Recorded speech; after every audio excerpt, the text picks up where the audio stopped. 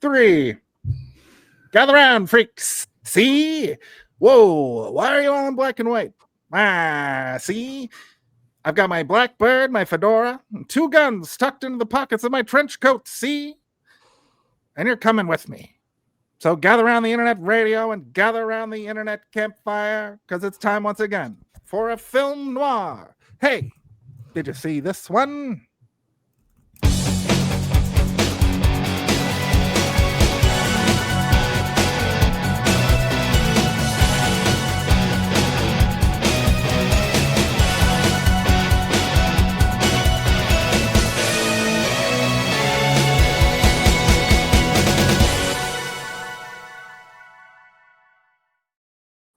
Hello, everybody, and welcome to Hey, Did You See This One? The weekly roundtable review, discussion, reaction, roundtable podcast review, where we just have to ask the question, hey, did you see this one?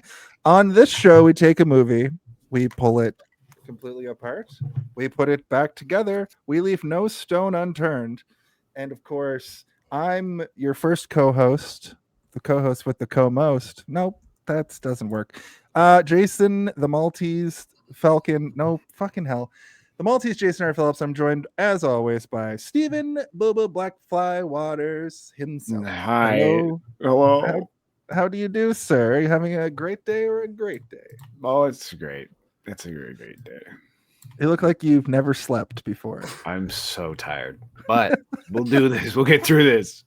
I'm trying to be energized for this super energizing movie. That's the thing about it. It's like, look, I've seen this movie 100 times. I like this movie a lot, so I'm just being. Okay, just Jason. I didn't dislike the movie. It's just very dry, and you have to really focus in on their performances. There is no villain. Viggo Mortensen is not the villain. When does Spider-Man show up in this movie? That's what I kept asking. Please welcome back to the show for I think the 13th time, lucky number 13, Noel Kennedy himself. Welcome back to the show. Hello. Hi. That's right. I'm just gonna come up with a new last name for you every week going forward. So next time I'm on, you have to be like, I'm here as always with Steven, and I'm here as often. Pretty much. Out of 205 episodes, you've been here 13 times or something. That's more than anybody else, except for maybe Tim. Shout out to Tim Covey, who is nipping at your heels. Like Jack Frost nipping at your nose. It is November. We're in Noirvember. We're talking about movies that. Sorry, who came up with that? The internet, I think. I think you no, said it. I said it. Well, you said it. You said it, and then I looked it up to make that picture. I did composite 2 photos together to make that little picture at the start, but it was all over. There's a subreddit. There's a bunch of stuff. So it was collective unconscious. It's clever. We love you, Noirvember. That's new. That's brand spanking new. Did you guys like my impression in the beginning? Because I hated it. I tried it earlier and I was like, ugh, this is gonna grate on everybody's ears. See? Was that an impression of someone specific? That was my Mid-Atlantic accent. Sorry. Oh, okay. That was just a voice. Got it. It was just a voice. Not an impression. My Humphrey Bogart. Humphrey Bogart's got such a unique he talks like this. See, and this is how he speaks. Yeah. I knew you had it. I knew you had it in the Can you do the Peter Lorre though? Yes, he's very strange. Yeah. I have a gun pointed at your penis. Pretty sure he says that a couple times, right? Yeah. I've got it pointed directly down. It's pointed right at your crotch, detective. Sweetheart Pro Wrestling also says that they probably watched it in film school. I come to learn that this is one of those movies. Stephen was telling me in school. Yeah. So, how do you feel about Citizen Kane? I believe you asked me. I mean, that's when we were talking about covering this movie, I almost was going to say we probably shouldn't, because it's one of those ones that like is pretty over discussed, and it's part of like the analysis of filmmaking in general. So I'm like, are we going to have a fun conversation, or is it going to be like a dry, super sort of like analytical conversation about the structure of filmmaking and camera angles and all that kind of stuff? But well, it's a I'm good sure thing you got me on the show, because I would never talk about any of that. This is actually a backdoor pilot for a new Hey, Did You See This One production that's actually a sleep podcast. So if you're listening to the audio version of this, listen to the dulcet tones. Talk like this the entire time to put you to sleep. See. Yeah. No, we're jacked and we're ready to talk about it. Speaking of talking, why don't we go into our brief histories? I actually might make a coffee if that's okay, but we'll do this first. Yes, for sure. Brief history. I forgot I have to hit a button. A brief history. That's right. This is the segment where we talk about our brief histories with this. I think the two of you are going to have longer ones. Stephen, why don't you go make a coffee and we'll have Noel go first for this. Talk real slow and real long. My brief Perfect. Great. history. I'm going to say a word after every word too. Movie is that okay. So I have heard of this movie. I like this era, but I'm not really like, I don't seek out noir necessarily. And I tend to, when it comes to older movies, I tend to be more same era, like 1938 to about 49, 50. But usually I'm in the musicals era, like the musical stuff, like Broadway Melody of, like all the Judy Garland musicals and the like. So noir is a bit of a, what's the word? Black hole? I don't know. Like I've seen Double Indemnity. I've seen a couple of those, but I hadn't seen the Maltese Falcon. I know it's based on a book. Like I knew about it. It's one, like Steven said, it's one of them film school movies, but I never bothered. But when I saw the list that you gave me, I was like, oh, that one, because I wanted to see it. So I saw it for the first time this week, but I guess I won't spoil how I felt about it. Right. Well, yeah, I mean, I didn't hear your whole thing, but yeah, I did have to watch it I think it was very early in the unit where we were going through specific movies, like was it in Flim School? Flim School. And we were doing, like, it was like the Bicycle Thief, Battleship to Potemkin, Citizen Kane, like a bunch of like the sort of like major tentpole movies when it comes to like changing the way people know cinema. And one of the big things for this movie was it was fairly early on, and when dynamic camera angles were becoming more of a thing, where it was less like they're filming a play on a stage and more like how crazy can we get with the camera. And there's a lot of interesting cinematography in this movie that is just trying weird stuff out, like those shots where it's like directly at the back of Humphrey Bogart while there's two characters on either side of him and the camera is sort of locked off, and you're never really seeing his face. It's more like you're seeing the reactions that they're having to his answering their questions and things like that. But a bunch of that stuff throughout this movie.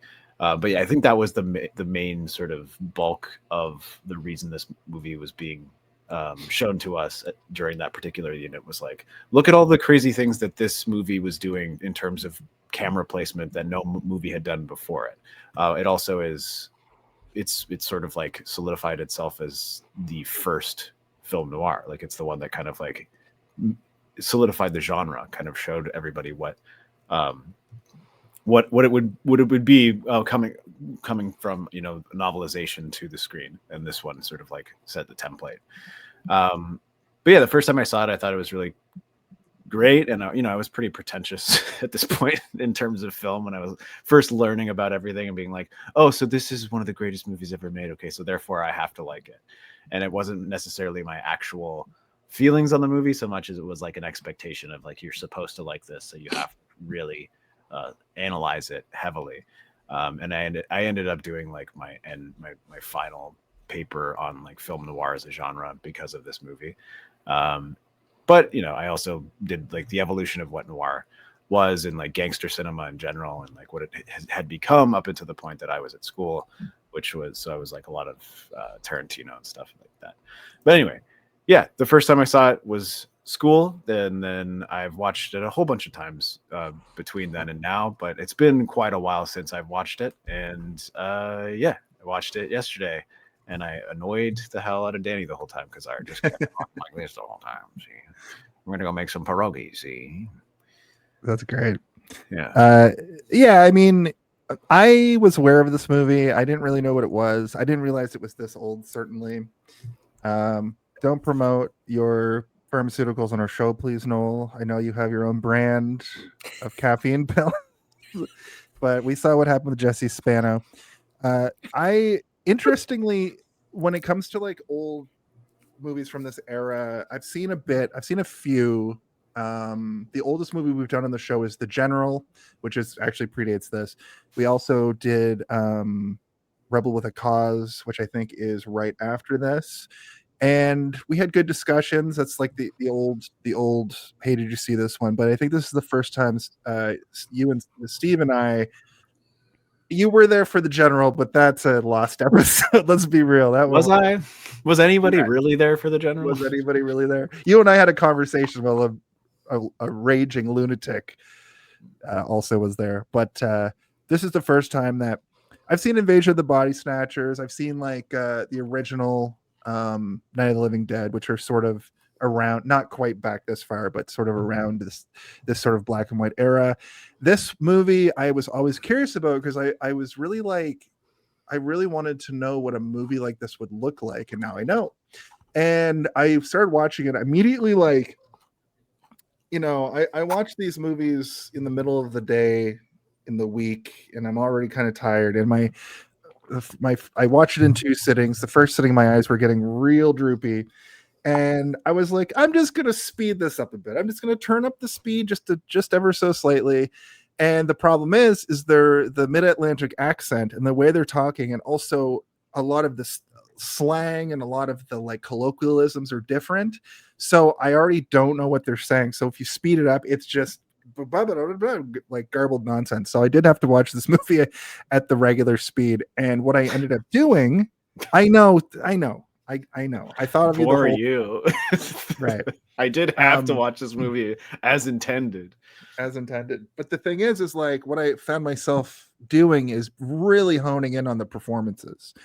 And then on top of that, realizing that this was one of the first of these kind of films to ever do something like this. And sort of when you look at it through that lens, it becomes this like different beast, you know. Movies could be, well, that's why it was called a talkie, because they talk a lot. And it was called a talk. They called them talkies because they introduced talking. It wasn't a silent film anymore. But anyway, I digress. I really enjoyed learning that like they could get away with it being kind of a dry movie because nobody had seen anything like this.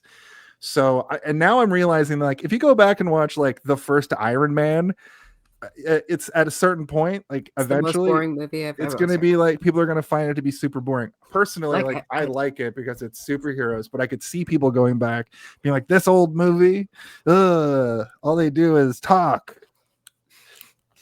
That might be a bad example, but I think you know what I mean. There's a lot of movies that don't have superheroes in them, you know. like no, I know. So many.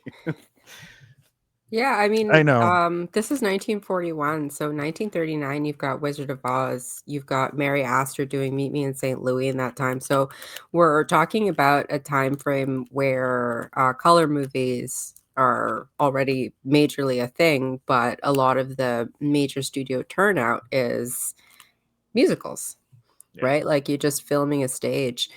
So seeing something like this is rather different. And it, oh, hang on, did my sound just go all wonky? No, or just sound my fine. Oh, just my ears. Just you being wonky. Wonky Noel. Water's boiling. Something dark side, something complete. Something right. Something Wizard of Oz. Yeah, so This is almost going back a little bit more to. Do I have something on my face? Yeah, Stay on topic. I have. Yeah, so it reminds me a little more of like pre-code stuff, like your Mae West black and white movies, and it's sort of bringing in a code era vibe, that kind of I'm alone, I'm all by This myself. movie wouldn't have an MPAA rating. This is before that. Is it the code you mean? This is a code era movie. So this would Okay. have an MPAA rating. Is that what you're talking about? I'm talking about the Hays Code. What's the Hays Code? Educate So, me, please. the movie picture code thing. Mm-hmm. So it's the precursor to the MPAA. So basically, in the 20s, things got a little too saucy, and a bunch of the kind of people who you think would went to the kind of like a priest or some church man, some man of God, and then they put together a whole code of things that you couldn't do in movies. There was also a comics code that came out around the same time, and so any sort of overt sexuality, etc., that's where you get the screwball comedies that like skirt around any sort of racy things, but there was other things in the code like miscegenation. So you, as part of the movie code, you couldn't have a black and white person like couple. So there's a whole list of stuff, and it basically just like kind of crushed all the cool stuff that they were doing in the pre-code era in the 1920s, and people like Mae West kind of lost their ability to do their Hollywood thing because that was their vibe, and movies got a lot more saccharine. So if you're thinking comics code, that's where you get the kind of the more hokey. Like Batman is like, I'm saving these children from blah blah blah. Like everything is a lot more saccharine. But yeah, that's where the MPAA film rating system was born from. So I can't remember when it was put in, but 1934 to 1968 is Hays Code era, the motion picture production code. That certainly is F the CCA. What an antiquated fucking rebellion you're doing, sweetheart. Who?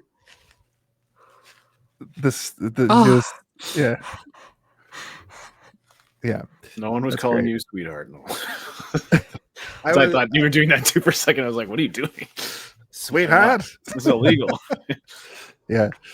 We're going to take you to a hotel room without a window. That's Dame. what an old-timey person would say, right? Here we go. Broad. Pointed profanity, any licentious or suggestive nudity, the illegal traffic in drugs, any interference of sex perversion, white slavery, miscegenation, sex hygiene and venereal diseases, scenes of actual childbirth in fact or in silhouette. I've got herpes, see? You can't show a baby being born in silhouette. Crazy. Yeah.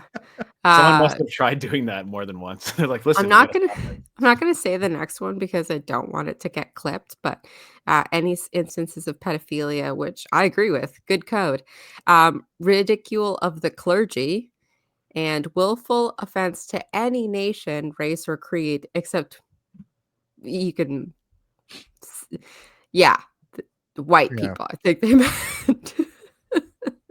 Well, it was. And there are be carefuls. The use of the flag is one of them.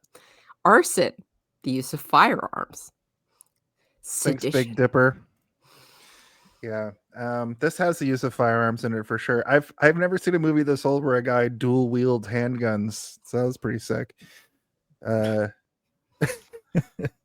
Dude, that's RC. Right, but that's it. That's some good brief history for the actual era of movie making, which is traditionally part of this segment in the old times. But yeah, we all saw the movie, we all watched it. Stephen has a bit more history with it because he went to film school, and I have my degree slightly behind it. fuck's sake. Is that a new record? I watched the Trivial Debates episode, and I believe Steve himself was like, I was waiting to see how long it would take for you to bring that up. You're like, yeah, I forgot about that. Funny. It's just funny to me. It's funny. It's a good bit. Why don't we talk about production talk a little bit? Okay. So All right. Quiet on set. Are we rolling? Okay, let's shoot this piece of Sound. Speed. Action! Well, this is the segment where we sort of just talk about various aspects of the making of the film. I interestingly don't have. Do I have the? This is Papa and Grandpa Angelica Huston. Okay. According to Watch TCM, Turner Classic Movies, the movie came $54,000 under budget, but I don't actually have the budget here. It was $375,000. So that's interesting because the Falcon itself is worth somewhere in the ballpark of like that, or twice that, which is interesting. How much did the props ended up selling for? A lot of money, like the Maltese Falcon props from this. I don't even know. Yeah, I'm gonna look that up while we talk. But yeah, this is John Huston's directorial debut, right? And he wrote this one as well. So he shopped the script for a while. And John Huston is, of course, Angelica Huston's father and the son of also royalty Walter Huston. I think that's his name. And according to Wikipedia, I guess Huston planned to film the film scene by scene in a screenplay. So like, would that be like a first for that? He sketched out detailed instructions for each shot. Were people doing that at this time even? Storyboarding, you mean? Well, it from what I'm reading here, it's like in the screenplay, it's written out, but it also says with sketches. So like, yeah, like a storyboard. Probably, yeah. So early storyboarding, yeah. I don't know how prevalent storyboarding was. I know it became bigger, I think, in the 60s. I want to say it was like you couldn't really make a movie without doing it. It was, and people would become professional storyboard artists. But by like the 70s and stuff, it was like huge. I thought they were already doing storyboards. Like I thought Snow White had been storyboarded. Yeah, I knew it. So Disney was the early storyboarders. Yeah, I think it makes sense for an animated film to be storyboarded, but like for a live action, maybe not so prevalent. I'm not 100% certain, but I mean, like, it became a thing where it's getting less and less now, unfortunately, because like there's a time where I was like, I want to be a storyboard artist. That's like all I really want to do for. So Gone with the Wind, 1939, was the first live action film to be completely storyboarded before production began. Cool. Yeah. But now storyboarding is dead.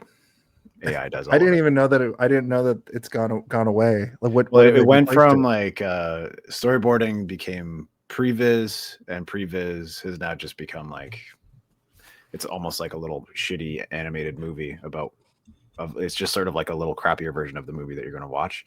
Okay. There's some good examples on like Prometheus. If you watch some of the special features on there, they prevised almost everything for that movie, so you can basically watch almost like a reboot level animated version of all of Prometheus, which makes sense when you're doing a movie that has such heavy and intense special effects shots. It's like we need to make sure we get all of this planned out before we start filming all this crazy stuff. Do you know where they still do hand-drawn storyboarding? Sorry. They still do hand-drawn storyboarding at Disney.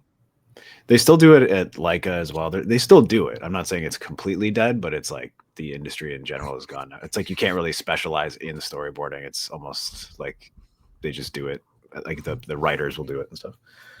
It's mostly dead. If it was all dead, you just go through his coat pockets and look for loose change. Yeah. I think it's interesting that this film was, according to Wikipedia, shot in sequence. Which that's something that doesn't get done very often anymore either. Because was that something that was like pretty common back then? Because they didn't realize, like, let's just shoot this scene and then we'll edit it all together later. I think it like comes in ebbs and flows, and like some directors only shoot that way. I think like I want to say Wes Anderson does that, where like everything is shot sequentially because he wants the actors to like be in the right mindset as the characters. So like we'll film this as it occurs, so it's almost like you're having it occur to you. Some directors also just don't give a shit because they kind of think of their actors as props and nothing more. But when you have directors who are so sort of like intrinsically tied up with their performances for their actors, they want to make sure that it all kind of plays out that way. So it was not a thing that was always done back then, but I'm pretty sure like it was more common back then, and then it went away entirely, and then it would just be dependent on like mostly the production company and the people behind it, whether they wanted to be that way or not. But I believe it ends up being a lot more expensive. It depends on the type of movie too, because you're not doing a lot of location shooting at this time, right? You're doing it on back lots. Yeah. And in a lot of studios, but in a movie like this, it's really different from when you're doing stuff like Broadway Melody, where you have the scenes that you shoot that are just on the stage that are the song and dance stuff, and then you have the story. So those don't really allow you to do things in sequence in that way. And if you have a crazy director like Busby Berkeley, who has those like absolutely like nuts I mean, there's a reason it's called the Busby Berkeley thing, when it's just like ornate and dancing and everyone's going crazy. And there's like all of that. You're going to do those separately. Right. Yeah.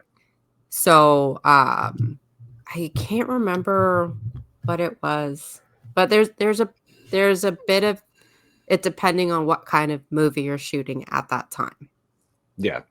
It would be impossible to do movies like that. But because you gotta think about like this movie is only like maybe like 4 or 5 sets, and then maybe a couple of like backlot street sets here and there, but like it's pretty much like tiny locations for every single thing, and they're definitely all just like sound stages. So you could just like build a couple of rooms and then be like, we'll just film it, we'll do this now and then do this later, and if we ever need to go back, we'll have the sets until we're done.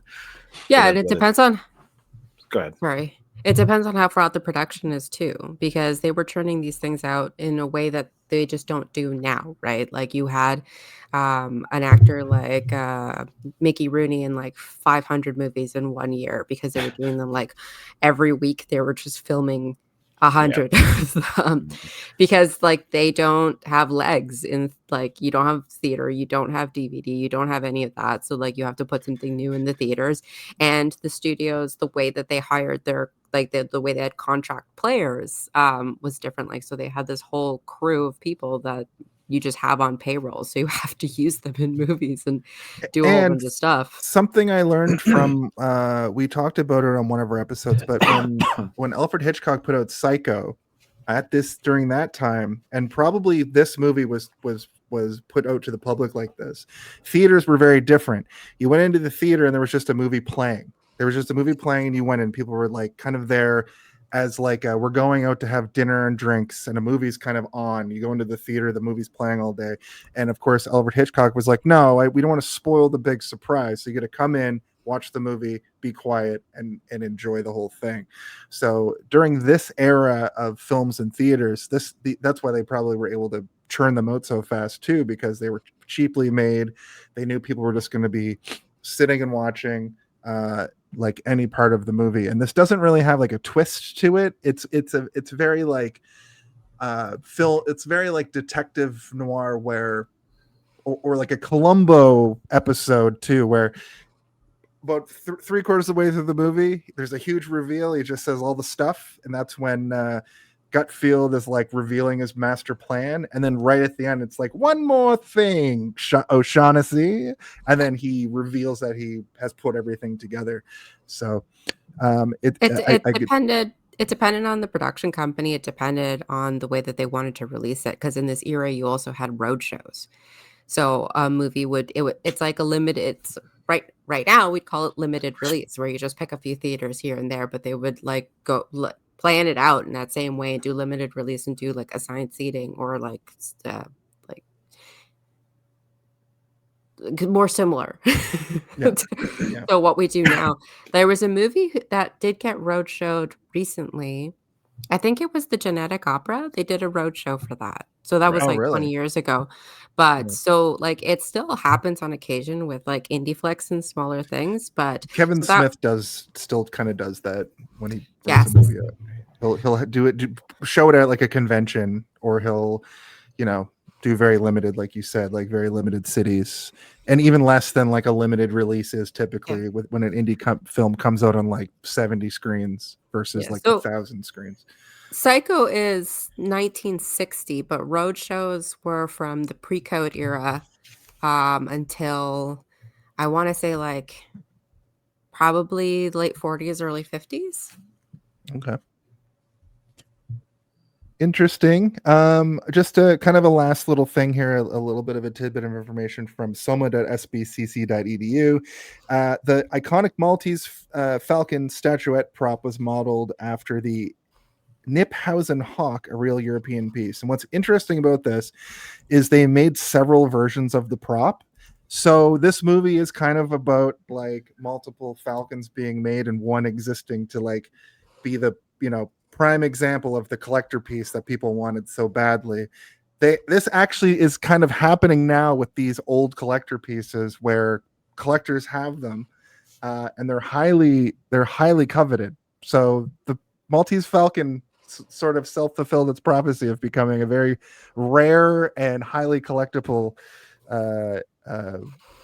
piece of film history from this era, which I think is just dandy, as they would say in 1941. Funny story about the props, right? So they'd made multiple props for everything, like the ruby red slippers, for example. Like we know there were at least 9 pairs of them, and so the fun thing about this for collectors later is they're like, okay, which shot was this one used for? Was this one just used for rehearsals? Was this one actually in the movie? Was this one close-ups? Like if you look at all the ruby red slippers, there's some with orange felt on the bottom of them because those were the ones that were used for dancing because the brick road was just plywood. So you would get like hammering from the other shoes, but then in the close-up shots, they don't have the felt on them. So there's a bunch of lore with this, but when the studios all collapsed, like in the 70s, like 60s, 70s, they sold off all of this stuff. Debbie Reynolds had one of the biggest collections. Like she salvaged a lot of this prop stuff. So it's kind of interesting how a lot of this stuff, like even film, they would just like editing, just cut it and burn it. Like there was really no holding on the way that we do now to memorabilia and props. In the so it was the guys who were dissolving and like fire selling all of these things off that were the people who actually ended up saving a lot of this stuff. I did look up $4 million is what one of the statuettes sold for. Wow. Crazy. That's more than the movie. Yeah. I was looking up there's a point in the movie where he's like, it could be worth 250,000 and then 250,000 more. And I was looking up like the adjusted for inflation, and the way he describes this thing is it's worth like $15 million in our current inflation, which is wild. That the original 10K that he puts out is like, 75,000 or something, which is wild. Yeah, the dollar was completely different. This is also a remake. Well, yeah, I noticed that there's a 1931 version of this. I think there's 3 versions in total. I think, or like a serialized version. They of had it, or different is that the novels? No, they had different names. So there is a novel. It's based on that novel, and the guy. Oh my god, I had this factoid. I just like pick this stuff up, but it has a different name. One of the other ones, like I think one of them. The 1931 version is the same name, but there's another one. But I don't remember. It's gone now. Well, that's good. We've overloaded the people with information for production talk. So why don't we talk about the body of the episode? But hang on, why don't we just talk about Paul Verhoeven for 30 minutes and see what happens? Mm-hmm. I just looked up how much the budget of the movie would be in today's money, and I was just curious to see if the Maltese Falcon itself was worth more than what the movie would cost to be made. Close. It's close. $4.5 million. Wow. Oh, also the guy who wrote the Maltese Falcon was a Pinkerton agent. Oh, so the Pinkertons, for those who don't know, they're like security. They're PI group. They're still around as like your regular security, but they were the old school PIs. They was. Cool. All right. Should we go into the body? The body of the episode. Ho, ho, ho, ho! Everybody back up, because here comes the body of the episode.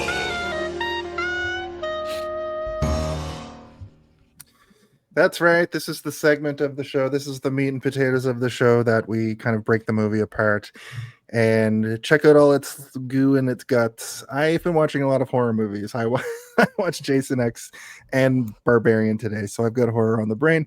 The movie opens up with a crawl, basically about the Falcon itself, and we're in San Francisco. And a classic film noir woman is looking for help, and she says her sister's missing, I think. First. She's trying to hire him and her partner to, what's her name, Ruth or something? Ruth Wonderly.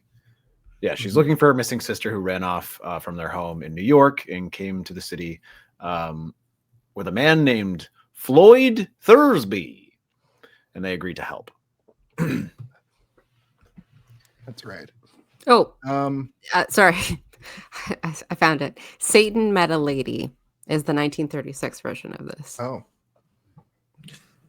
Continue talking. I have to blow my nose. We all have the sniffles. What's going on? It's November, and immediately everybody gets the sniffles. Be right back. Yeah. I've always had the sniffles. So it's so funny. This era is like, I love this era. Like, it was so funny to me that he's saying that this movie was boring. I was like, wow, this movie's actually really good. It's like when you watch Casablanca for the first time after you've heard that it's a really good movie, and then you're like, damn, this movie's actually really good. Yeah, no, I like this movie as well. I don't think it's as boring. I don't like Citizen Kane very much, but I do like this one. Yeah. No, I mean, Citizen Kane is one of those ones where it's like, I watched it in school as well, but I have not watched it since, because I'm like, I get it. Like, I understand its importance and I understand that it is a good movie, but I don't need to watch that again. I don't think. No. Whereas this one, I'll watch it. I was like, this is one of the best movies that you guys will have done on this show. Like, it's our classiest movie. Yeah, I don't want to say that I was like, I don't want to say boring, just dry, just like, just it. Listen, boring is subjective. So if it was boring to you, it's fine. I think that Spider-Man Far From Home is boring, but a lot of people would disagree with me. So okay, I thought Mid 4 was one of the most boring movies I've ever had to sit through. I liked Citizen Kane more than this movie. Because it's so like all over the place and weird and wild, but that's like, it's like the first Hollywood movie, right? So it kind of created. It's just been dubbed the greatest movie of all time for so long, right? That which is actually Paddington 2. Let's be real. People love that Paddington, I'll tell you.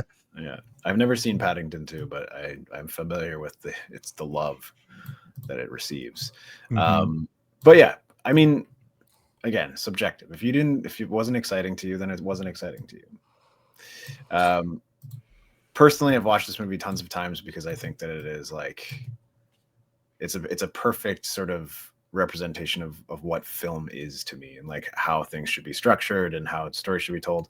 But to call it dry is fair. Like, I get that as well, that not everybody, especially because of the fact that it was made almost 100 fucking years ago at this point. Like, I understand how it could be a little bit trying when we live in an era where you're constantly being bombarded by sound noises and over the top special effects and things. And it's like, yeah, it's going to be a little bit harder for you to find something compelling about a movie like this. But this movie is all about like tone and vibe and aura, as they say these days. The character performances are so, they're good. Like, it's very cartoony as well, right? Like, you watch this and everything, because it's also steeped deeply into pop culture, and it's been referenced by like The Simpsons and Animaniacs and all these cartoon shows that we grew up with, constantly would reference this movie. And it wasn't until I was in my like late teens, early 20s, that I finally kind of put all the connecting tissue together of like, oh, that's what all these references were all of my life, watching Reboot, and they're fucking talking about the Jade Monkey and stuff, and it's like, oh, they're talking about the Maltese Falcon. That's exactly what the reference. This is a good point from Sweetheart Pro Wrestling. You can read it, but also I agree with that specifically because there's an episode of It's Always Sunny in Philadelphia that's shot. It's like a film noir, and it takes a lot from this movie, and it filled in a lot of blanks for me in a similar way to what you're describing, Steve. I had a whole D&D arc in my D&D campaign that was based around the story of the Maltese Falcon. Something you can remember about these movies that were trying to tackle these kinds of themes in this era is that there was so much that they couldn't show as well. So when you see some of the the way that how was it that they were in love? There was nothing to tell us that. Like there's stuff that you have to fill in. There was no even imply, like he kisses her a couple times, like and they are like in love or whatever, but there's no like they start making out in that like cutaway to imply that they have sex, which I was like, that's an interesting thing. And I messaged Steve to be like, they can't show anything during this era at all, because not only is it like illegal on that level, but it's probably everybody's like hyper religious too. So there's like a religion element. No. There's a religious element to the way that the Hays Code came about, but it's not that people were particularly more prudish in that area. It was just that as movies became more common, as more people were able to see them, like of course they wanted to, like there's the what about the children, and people start freaking out about stuff like that. And it wasn't illegal. Like the Hays Code was a self-regulating code, but you can't put these movies out. Theaters won't take them. Like there's a whole bunch of things that are boundaries that mean that you have to stay within this rigid code. And it wasn't until your 70s, like the auteurs that we understand now is breaking open cinema and the canon that we appreciate, that they started to really push against that code. So your Kubricks, they worked within code, and then also out of like these, they kind of crossed over that. Okay. So you would also have people who would have such a hard time with the code. And this is like before getting like a rating system in place and stuff as well, right? Where it's like they would purposefully put things into their movies to put it up against the board that they knew would get removed in order to be able to appease them. So they would put all this shit that they know they wouldn't get past it, specifically so that they would tell them you have to remove this, this, and this, but you can keep this, this, and this. And you could end up like bartering with systems to be able to put things that you actually wanted in there that you thought might get removed by putting things that were even more intense in the movie. So if you watch like Lolita, if you watch something like Lolita, it's really, really disjointed, but that's because it's a very hard story to tell within the code. And Kubrick will tell you that it was the code that made that movie bad. He was the person to make that movie, and that movie's bad because he's bad at making that movie. But like it's still choppy because of that, right? It's very constraining. So to have something like this is pretty cool that they managed to skirt the code, make something interesting that's still like shocking, that still has a lot of the that you can do in noir at all. Yeah. I will say I was afraid to reveal this to you guys. My notes are they're very different because I was trying to follow the movie. I found the movie difficult to follow a lot of the time because it is very like dialogue heavy. So my notes are very like stream of consciousness what I'm sort of describing on the screen. So I'm gonna be wrong. It's gonna sound like I wasn't even watching the correct movie. So feel free to just correct anything that I say, because my next note is crazy that you're telling us that, because we already do that anyway. We do that every episode. Usually I think that I'm in the right. Usually I think I got it. But this time, here's my next note. Mysterious dark-haired man is coming to see her. They set up security, and they sort of introduce Spade and Archer as the private investigators. And there is an interesting shot of a man being shot at the beginning. Mm-hmm. It's also like when you think about every noir movie you've seen after this, right? That how it did create a genre that it still kind of goes to this day. We still get a noir movie every once in a while. Even more so stylized than what you see in this. But it's funny because like almost every movie where there's a private detective, it's like they're blatantly an alcoholic whose office is like dusty and full of cobwebs and like the windows are dirty and shit. In this movie, they're like at the top of the fucking Empire State Building. You can see the whole city out their window, and it's like this nice pristine office. Shaft. It's like Shaft. It's exactly like Shaft. But yeah, I mean, and I guess Shaft technically can fall into the noir category as well. But yeah, it's just like it's almost like the trope of the private eye hasn't been sort of bent into different shapes yet, and this is just sort of like the template that has been messed around with for again like almost 100 years at this point. You know, you see stuff like Sin City or something, you know, where like they go for this like super hard stylization, but it's like falling into these tropes that haven't even been created when this movie emerged, which is kind of an interesting thing to think about. The prototype here is like we have the PI who kind of exists by his own set of rules. He's almost like a Batman. But he's like not tortured and stuff, yeah, right? Like he hasn't been. I guess this would be the inciting incident that would cause him to become the character from like Who Framed Roger Rabbit, right? Like the Maltese Falcon too. He's all messed up from this particular caper. Yeah, but so we open with the lady, the lost sister, who she's looking for, and neither Archer or Spade believe her or her story. They just make her overpay for it, and then Archer's sweet on her, so he tails. He's supposed to follow Thursby and figure out where he's going, and he ends up getting shot. And then we find out that Thursby's also been shot, and that what's her name, Wonderly, isn't where she said she was, and now the plot thickens. So that's where we start. We don't even get into the Maltese Falcon and all of that. Yeah, this is just for a while. Yeah, this is just a 10-minute short before the movie gets going. Just a kind of a slice of life for them. I really like the shot that comes like it goes from like the window down to the floor of their logo like displayed on the floor. I thought that was a really unique thing to do in the movie. There's some other stuff like that. Like he's reading cards at one point and it's just like an over the shoulder shot, which really surprised me because it's so common now. But you wouldn't think that there'd be an over-the-shoulder shot of somebody like reading through cards.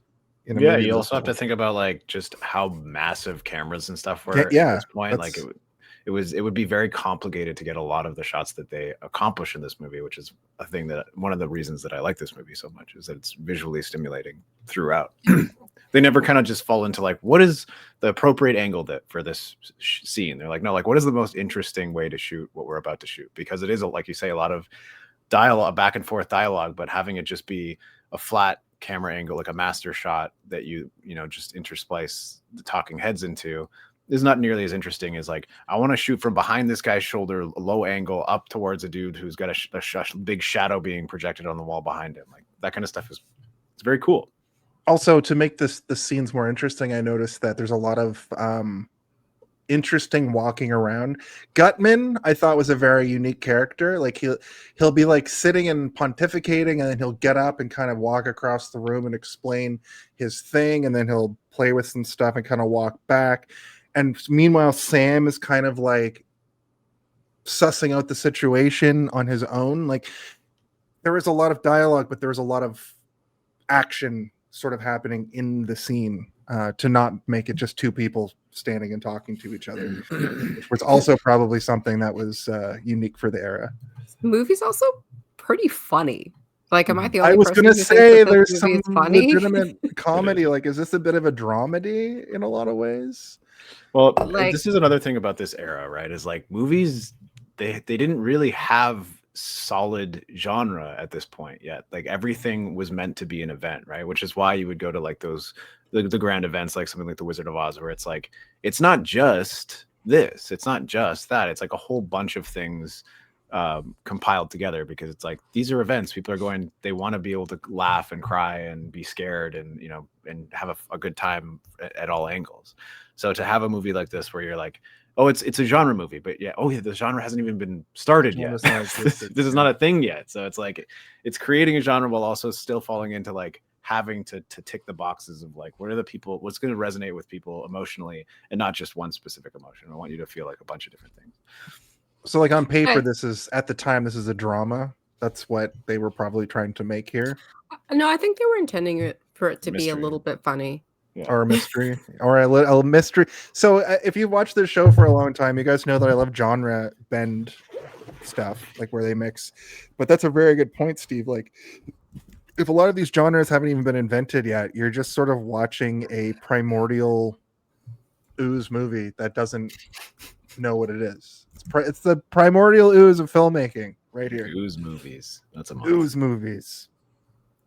Sam receives a call in the night. He goes out to investigate the murder. He gets there. Sam's questioned by some police. They throw out some accusations. Well, I his love partner the was term. His partner was killed, of course. Yes. I love the term. You've heard Kraken Wise. Well, they say Kraken Foxy, which boom. That's here forever. Can I say something about genres quickly? Mhm. Of course. So there were basic genres: musical, screwball comedy. Like it just wasn't as the minutia of a genre wasn't what Yeah. it is now. But there were distinct like types of movies that the studios wanted to make. Like you do a sci-fi one, like that's just sci-fi, but it doesn't mean that there isn't more. I don't know, like genre mixing is a thing. I think we got too hung up on that, but this movie is very much a noir, very much a drama, mystery. Mhm. Western, that's another genre. Yeah. Yes, it is. Yeah, what I meant to say was like it was a lot simpler back then in terms of genre. Now genre is just like Yes, it's exactly. very clean cut, but at the same time things are overlapping everywhere. That's like horror now is like there's like 10 different types of horror. There's like subgenres within horror, right? Like in a lot of ways it's richer, but at the same time sometimes you crave that simplicity. It's like I just want to go for this one specific vibe. I just want to see a kill man mow through a bunch of teenagers. Well, I kind of got excited when like the Marvel entity that exists, this MCU, they started like touting that they were going to start doing genre projects within the MCU, and I was like, oh, that could be pretty interesting, and then they just never fucking did it. Yeah, they did Well, one. Werewolf by Dragon Night. Ball and- Werewolf by Night was okay. That was more of like a TV special. It's only an hour long. And Moon Knight felt a little bit more slanted towards it being genre, but it ends up just getting kind of marred by everybody wants superhero stuff. The But issue then you is have that they have to have everything have this very strong visual connective tissue for those movies, and it bugs the absolute shit out of me, where it's like, if you're going to try and make a horror movie, you should film it like a horror movie. You shouldn't film it so that it looks like every other MC movie that exists. Right. It should be filmed in the genre that you're trying to represent. I think anyway. Werewolf by Night like kind of nailed the horror. If they shot it in black and white, it's in a like a it's like a bunch of people hunting in a house. It has that like haunted house vibe, almost like an Addams Family. I think that one is the only real true horror. What did you say, Dingus? I thought that you mentioned. Did they shoot it in black and white, or did they shoot it in color and then color correct it though? I think they color corrected it because I think you can find the color version of it. I think the color version came out the next year. So yeah, it is like but I think that they shot it with the intention of it being black and white. So like the color version is colorized, I'm pretty sure, but I think I could be wrong, yeah. But I'm pretty sure they filmed it as they would have filmed a black and white movie. Oh, I'm just saying that now when you see black and white, it is not always that it was in like filmed in black and white, and that's why it's not as rich as when you film in black and white, because you are doing and I'm pretty sure the intention was that it was like, we're filming this in black and white, but they didn't use film. They used digital, right?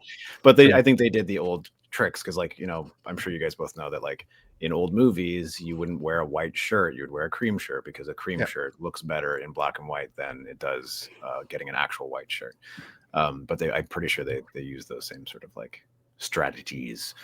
But I would have to look more into Werewolf by Night. But I remember when it first came out, I was like, oh, interesting. That's very cool. Yeah. I was kind of hoping they'd do more of those, because I like that one. I still think they should have introduced Blade through that. I was like, Blade, right? Why not bring Blade in through the werewolf story? Would make sense to me. Back then, Kevin Feige had a vision to release so much more, and then people weren't watching it, is the problem. And then they were lambasting it on internet. And he was just like, you know what? Fine. We're going to do 2 movies a year and 1 TV show. And that's all you get. And they've actually slowed down production on all of the TV and everything. So like in 2026, we're going to get like, it's going to go back into like the cycle of the big Avengers movie and the big Spider-Man. And that's probably all we're going to get. I don't even know what the next TV show is after Marvel Zombies, which was pretty good, but Steve discovered that they used AI on their marketing material, which is pretty disappointing. I didn't discover it. I looked at the poster. Yeah, I know, but it was a AI. discovery because I was tricked. I was like, surely Disney wouldn't.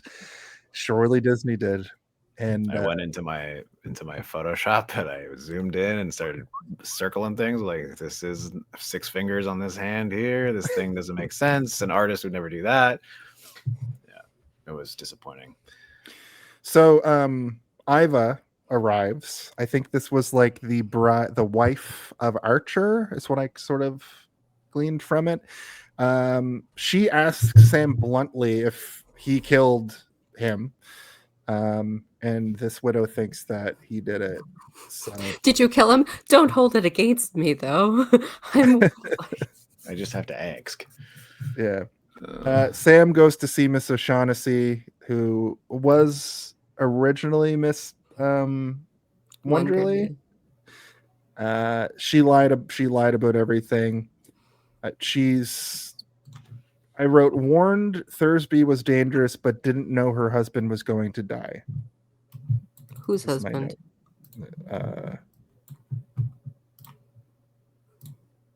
I don't know. She's a dangerous liar. Sam sees right through her act.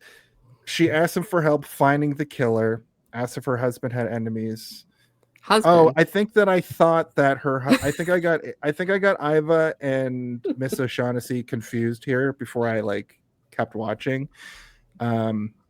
They talk about a man from Hong Kong. I think I see why you didn't enjoy this movie too much. I was having a hard time with this movie, man. I had to rewind it several times to be like, what? Just what?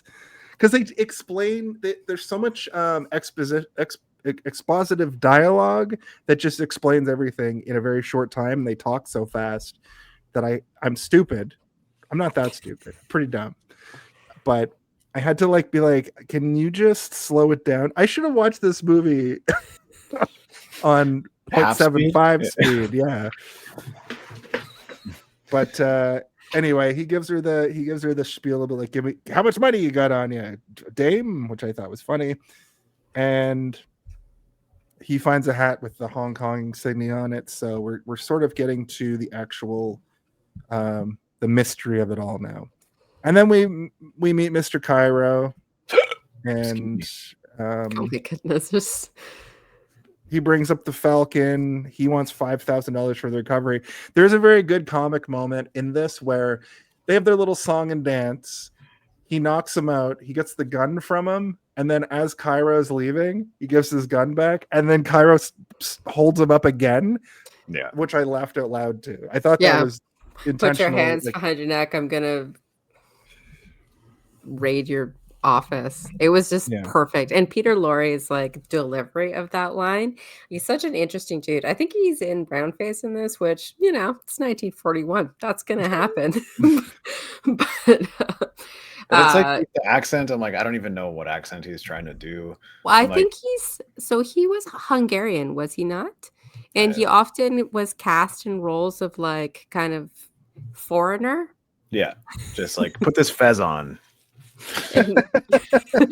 But the first memory that I have of Peter Lorre was in the in Aladdin. The genie does right. Yeah, an impression of him and says, I won't bring someone back from the dead. If I won't bring someone back from the dead, I don't like doing it. And he's doing the Peter Lorre. So it wasn't until I watched stuff later that I was like, oh my goodness. And I don't know. I think that's kind of cool when kids media brings you into that and you don't actually put it together until you're older. But what a funny guy. Yes, master. Is that guy? Master. The planes. Yeah, they multiple, even the character from The Nightmare Before Christmas, the Igor character is quite clearly doing a Peter Lorre voice. Who's the Warner Brothers used to lampoon, all of their characters were lampooning some famous actor. Who I know Peter Lorre is one of them, right?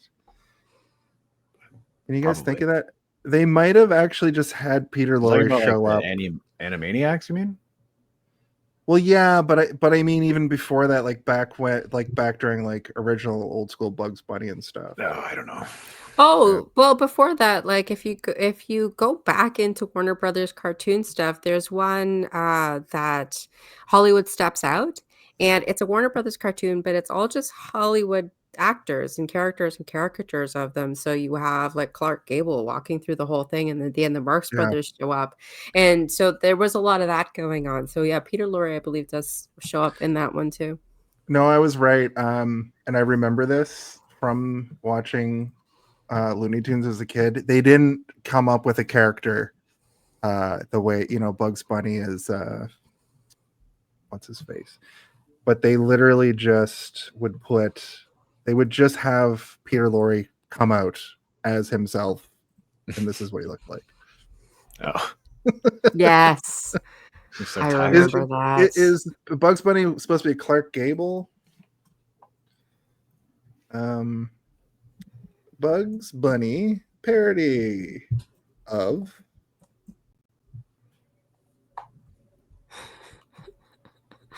it's not really gonna. This is Clark Gable. He's supposed to be Clark, like a Clark Okay. Gable parody. You guys don't know about that? How all the WB characters are. Yes, I do. I just Okay. didn't remember Peter Lorre, but as soon as you showed him, yes, They just had him absolutely, come I out. do. Yeah. That's too funny. It's like, yeah, that's we need more of that in the world now. In the future, what are the actors from now that are going to be lampooned in a similar way? I could see a Brad Pitt, some cartoon character that's clearly Brad Pitt. Christopher They don't Walken. make cartoons. Christopher It's Walken. going to Yeah. be AI anyway, so. Hey, we don't talk about Bruno on this show. Oh, Archer. The thing I know him from is that he is the district attorney in Miracle on 34th Street with baby Natalie Wood. Mm. Mr. Cairo comes to Sam, calls him out. He was trying to see if he had the Falcon already. Oh yeah, I already mentioned that. He gives him his gun back and he sticks him up again. Sam's being trailed. We get a bit of a cab chase where he jumps in a cab. Sam heads into a building through an alley, heads over to O'Shaughnessy's place. He sees through her act again, tells her about Cairo and the bird, and he kisses her. Humphrey Bogart out here just kissing people. Yeah, he's like, come here, let me see those lips.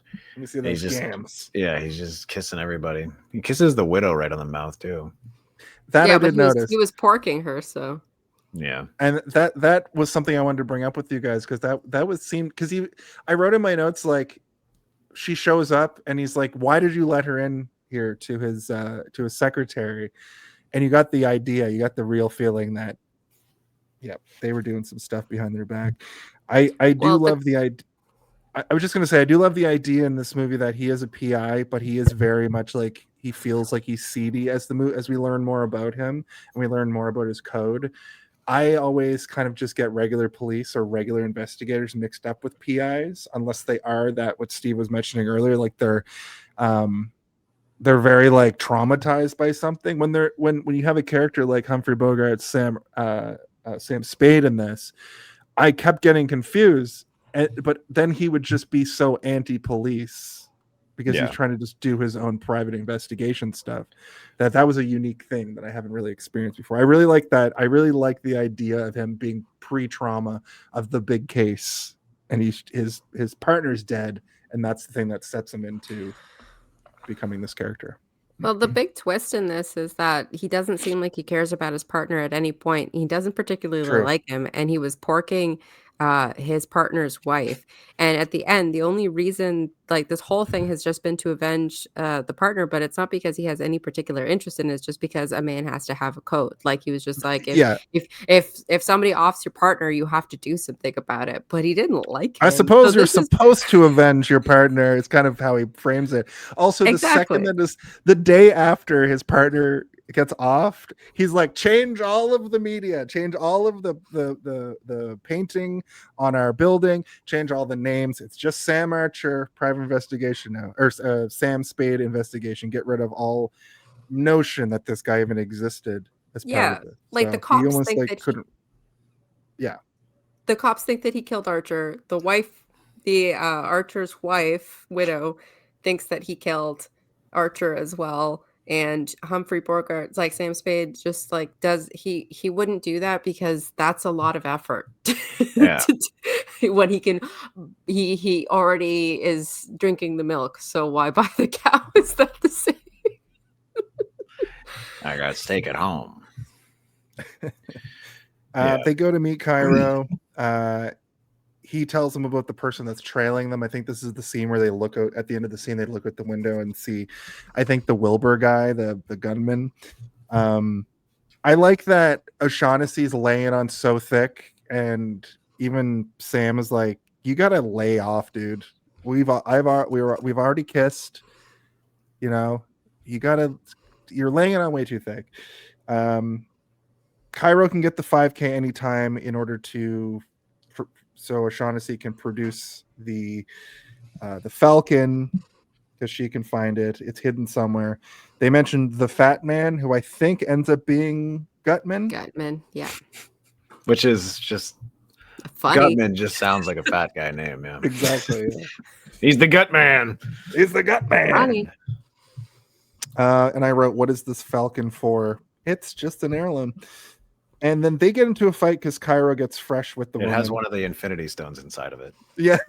Actually, it has all of them. Yeah, it's got 6 of the 7 Infinity Stones inside it. Did you not like the history lesson? Like history lesson in the middle of it though, where they're like the king of Spain, they were gonna take it to him, it disappeared, and like there's this whole story about how the Maltese Falcon, why it was given. There's the Knights Templar, there's like a whole bunch of shit going on there. Man. I don't know. I like that stuff. It's basically like, it's like the Da Vinci Code or something. It's part of the. It's got a codex inside of it.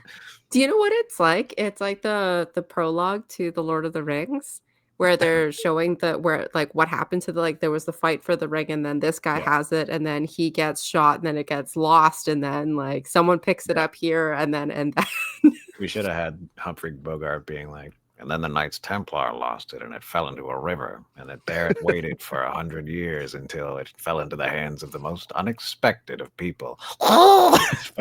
Walter. That's kind of what happened. No, it's Peter Lorre as Gollum. Oh, can you do the rest of the show in Peter Lorre's voice, please? I don't think so. Oh, gosh. They all fight because Cairo gets fresh with the woman. Can't do My precious. It's like biting. Yay! I'm so happy. That made me so happy. I love this movie. You'll get smacked and you'll like it, he says as he's fighting. He basically, when he just punches Cairo in the face like a couple times, and it's almost like he took his own hands and made him hit himself, is what I kind of got from that. And then he says, "You'll get smacked and you'll like it." I thought that was fun. The cops show. Stop hitting yourself. Stop hitting yourself. That's like a Bugs Bunny moment. Well, we're not there yet, but that's what he kind of does to Elisha Cook Jr.'s character, where he's just like this idiot, this like stupid kid over here. You should like the whole time he's just shitting on him as like Elisha Cook Jr. is just getting more like frazzled with like. Is that Wilbur the gunman guy? I think his name's Wilbur. I love he's like, why don't we just sell this fucker over here? Exactly. Hey, idiot, you left like. I love when he finally right breaks. here. Why the fuck would we? Crying, tears in his eyes. Like, listen, you'll be sleeping with the fishes soon. He's the dumbest one in the room. Well, what's to stop him from blabbing about all of this? No one will believe a word he says. Look at him cry. It's so funny. Oh man. We'll get to that in a minute. The cops show up. They seem to know about Archer's wife and Sam. They think Sam is guilty. At that point, they hear Cairo scream. Then he tells the police, she pistol whipped him. Which I thought was great. My favorite early line. Thursby knew Cairo, but yeah, go ahead. Sorry. My favorite early line is when he's like, when Bridget O'Shaughnessy's character when she's pretending that she's the other character is like, he was wearing a gray hat and a gray coat, and I was like, how can you tell? Everything's gray. when they walk through the streets, and I was thinking about fashion during this and fashion of the era, it's like, why did all the men wear the exact same thing? Like, there was no breaking from the fedora and trench coat look. Well, one, it's a movie. True. But like, two, you explain to me why men also wear the same thing. And you go to certain parts of the city at any point, and everybody's wearing a goddamn suit. It's wild to me. It's crazy. Everybody has broccoli haircuts. Everybody's got a broccoli haircut and a suit and tie. No, but you're not wrong. Fashion of the time, like, you couldn't leave without a hat. That's why it's like, grab your hats. Like, this was an era where you had to be wearing a particular kind of thing. But of course, like, her mink, which is like a dead creature with its legs still hanging. Yeah. Like, I like that most of this movie seems to be at nighttime. That's why I kept thinking of Sam Spade as like Batman, because this version of San Francisco is always at night. I know there are scenes that are in the day, but I don't think they show the daytime ever. They're in that like hotel, the Belvedere, when they're, Cairo's kind of coming down for the morning at one point, but the rest of the movie seems to be happening at night. Well, usually when he's in his office, it's daytime, but then the Archer and Spade, that's like the sunlight coming through the door, and like you see the shadow on the ground, right? But there definitely a lot of nighttime. I was confused about it being in black and white, I guess. Yeah. That's what I was saying, like the gray things. It's because it's in black and white. Can I ask you guys a question? Did he say horse fetish, or did I mishear that? I rewound this so many times, and I think he as an insult, he's like, do you have some kind of horse fetish? Yes, I think he did say horse fetish. As like a disparaging term. Yeah, the script originally said like, this guy loves sucking horse cock. They had to change it. They had to change it. Because of the code. He's like, a man's got to have his code, and he can't be talking about horse cock. Why is this guy always bringing up horse cock? Horse fetish. Some sort of horse fetish. We'll call it a horse fetish. Sam talks about the gun that was planted and gets punched for it. Kyra leaves. Good cop says, I hope you know what you're doing. So there was a bit of a good cop, bad cop element with the two police. One guy's like laying it on thick, like, you did it. Even though Sam keeps being like, what are you implying that I did? And they're like, I don't know yet, but it's something. But the good cop kind of is like, you better know what you're doing here, because it seems like you're going a little too deep. And Sam just kind of laughs it off. But O'Shaughnessy, she's into it.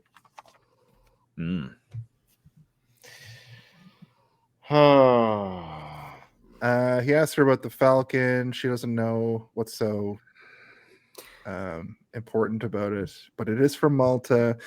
She describes it to Sam. Sam calls her a liar. Why is this thing so mysterious? Sam goes for another kiss and sees the guy watching out the window. Sam at the Hotel Belvedere to see Kyra. This is the scene I was just mentioning where he goes in the daytime. He confronts who we find out to be Wilbur, the gunman guy who he thinks is stalking him. They have a verbal altercation. Sam's friend comes. I think, is this Gutman at this point? I don't think it is, but Sam's friend and Sam confront the gunman. I think this is a different guy. This might have been good cop from the previous scene. All these guys look the same too. It was a confusing thing for me. Are these white men? Medium build, medium height?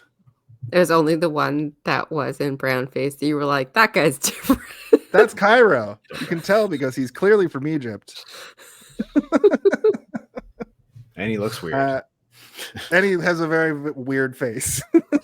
And he's always talking like this. Thank you. Cairo comes down from his hotel room. Doesn't want to talk to Sam again. Cairo was interrogated up there, we find out off screen, but didn't give anything up. and they also scare off the gunman. Sam heads to work.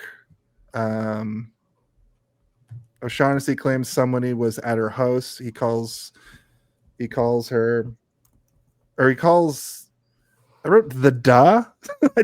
I think I was just like jamming on my keyboard. But O'Shaughnessy claims someone was at her house.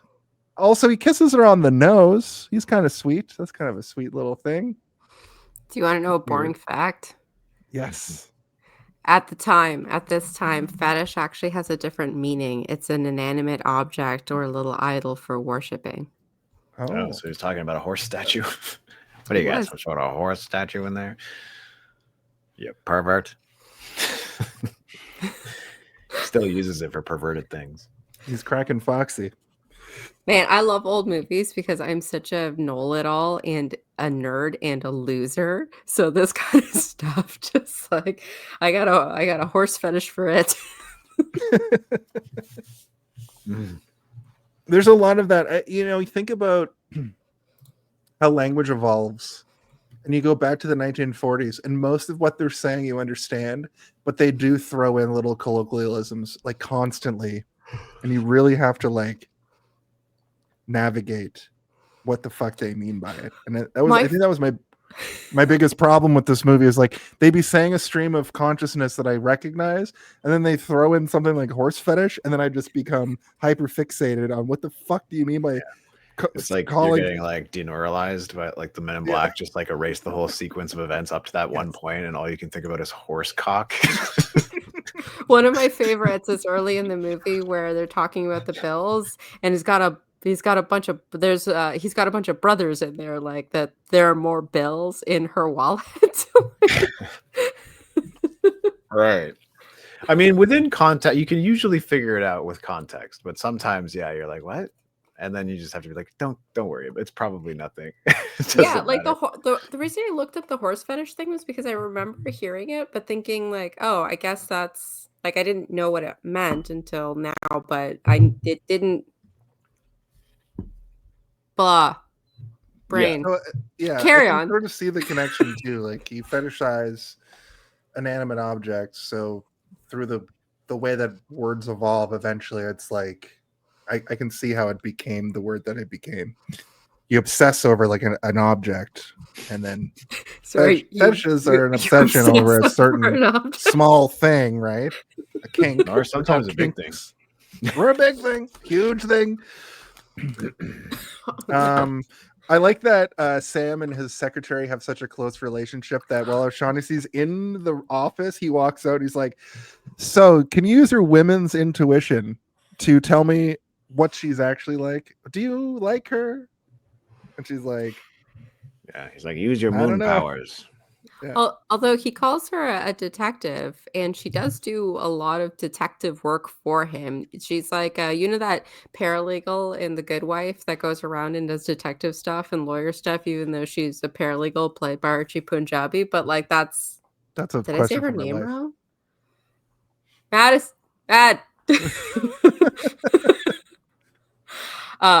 But yeah, I thought that was kind of cool that she's not just a secretary. She's not like she's actually just she's part of the detective agency in like the way that what's her face is in that with the Teenage Mutant Ninja Turtles and that guy. April O'Neil. Yeah. I know who you're talking about. Yeah, she's got more to do in this movie than a lot of like Bond girls do in James Bond movies, where like she actually has stuff going on that is interesting, and she has a lot of like agency and investment in their actual agency to be successful in solving the crimes. And it's kind of what I personally want Moneypenny to be. Well, you never get it. You don't get that. No, I mean, maybe later in like the Craig movies, you get a little bit of it, but not much. Where she shoots him. Yeah, she shoots him in the fucking head. Yeah. I got taken off my assignment for shooting you. Yeah. I have unresolved trauma surrounding that moment. But she's like the only reason that it all goes off as well. Like she's part of the actual plan that's going on that you don't realize is going on the whole time because you're so stuck with everyone being like, so this dingus, where is it? Like, yeah. And at this point in the movie, like O'Shaughnessy's still just the femme fatale character. We we know something's up with her, but we don't know like who she is. In fact, in this part, it's like he asked the secretary to like take her to a safe house, basically, right? Her mom's And house? change cabs if you need to, which I thought was interesting. So Sam finally goes to see Mr. Gutman, and the gunman from the lobby earlier was there. They discussed the Falcon. Tells Gutman Kyra offered $10K, which isn't true. He offered him $5. Gutman says it's worth much more, 10,000 pounds even. Interesting. Which is worth $220,000 now. $10K. Sam flies off the handle about the situation, and I wrote, "Mans has a temper." And then there's the scene where they go to talk to the DA about the situation. Sam flips on the DA as well because they keep accusing him of everything. And Sam gets picked up by the gunman. As they walk back to Gutman, Sam grabs him and takes the guns. He's hiding 2 handguns in his fucking pockets, which was pretty great. I like that this guy's dual wielding pistols. Great stuff.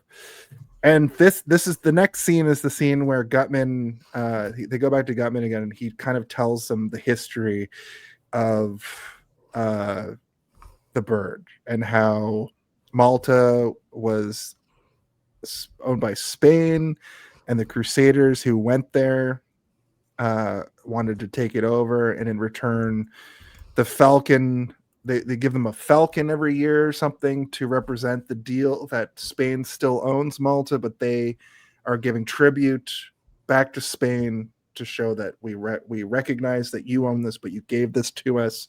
I think is sort of like an acknowledgement. And so the falcon actually might be gold covered in gems that was painted black with an enamel to hide the gold and the gems. It's appeared through history. Sorry?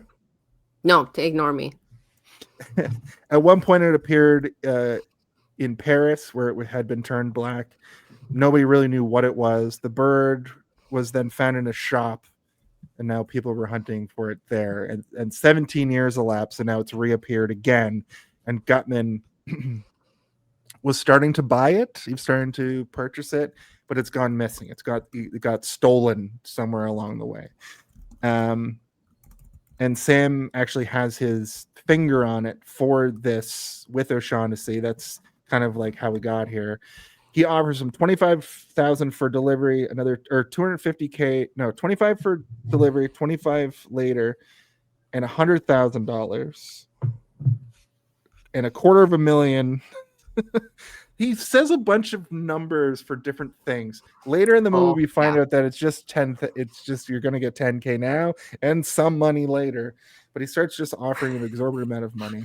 I definitely didn't follow that part. I was just like, yeah, they're just. I was trying, but you saw what happened in my notes.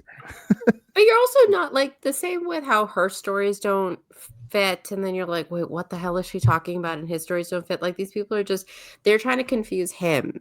So if I'm confused, that's what they're trying to do, you know? They're just. This movie is actually based off my 2025 notes that I took while watching this movie. It's kind of like a time travel thing.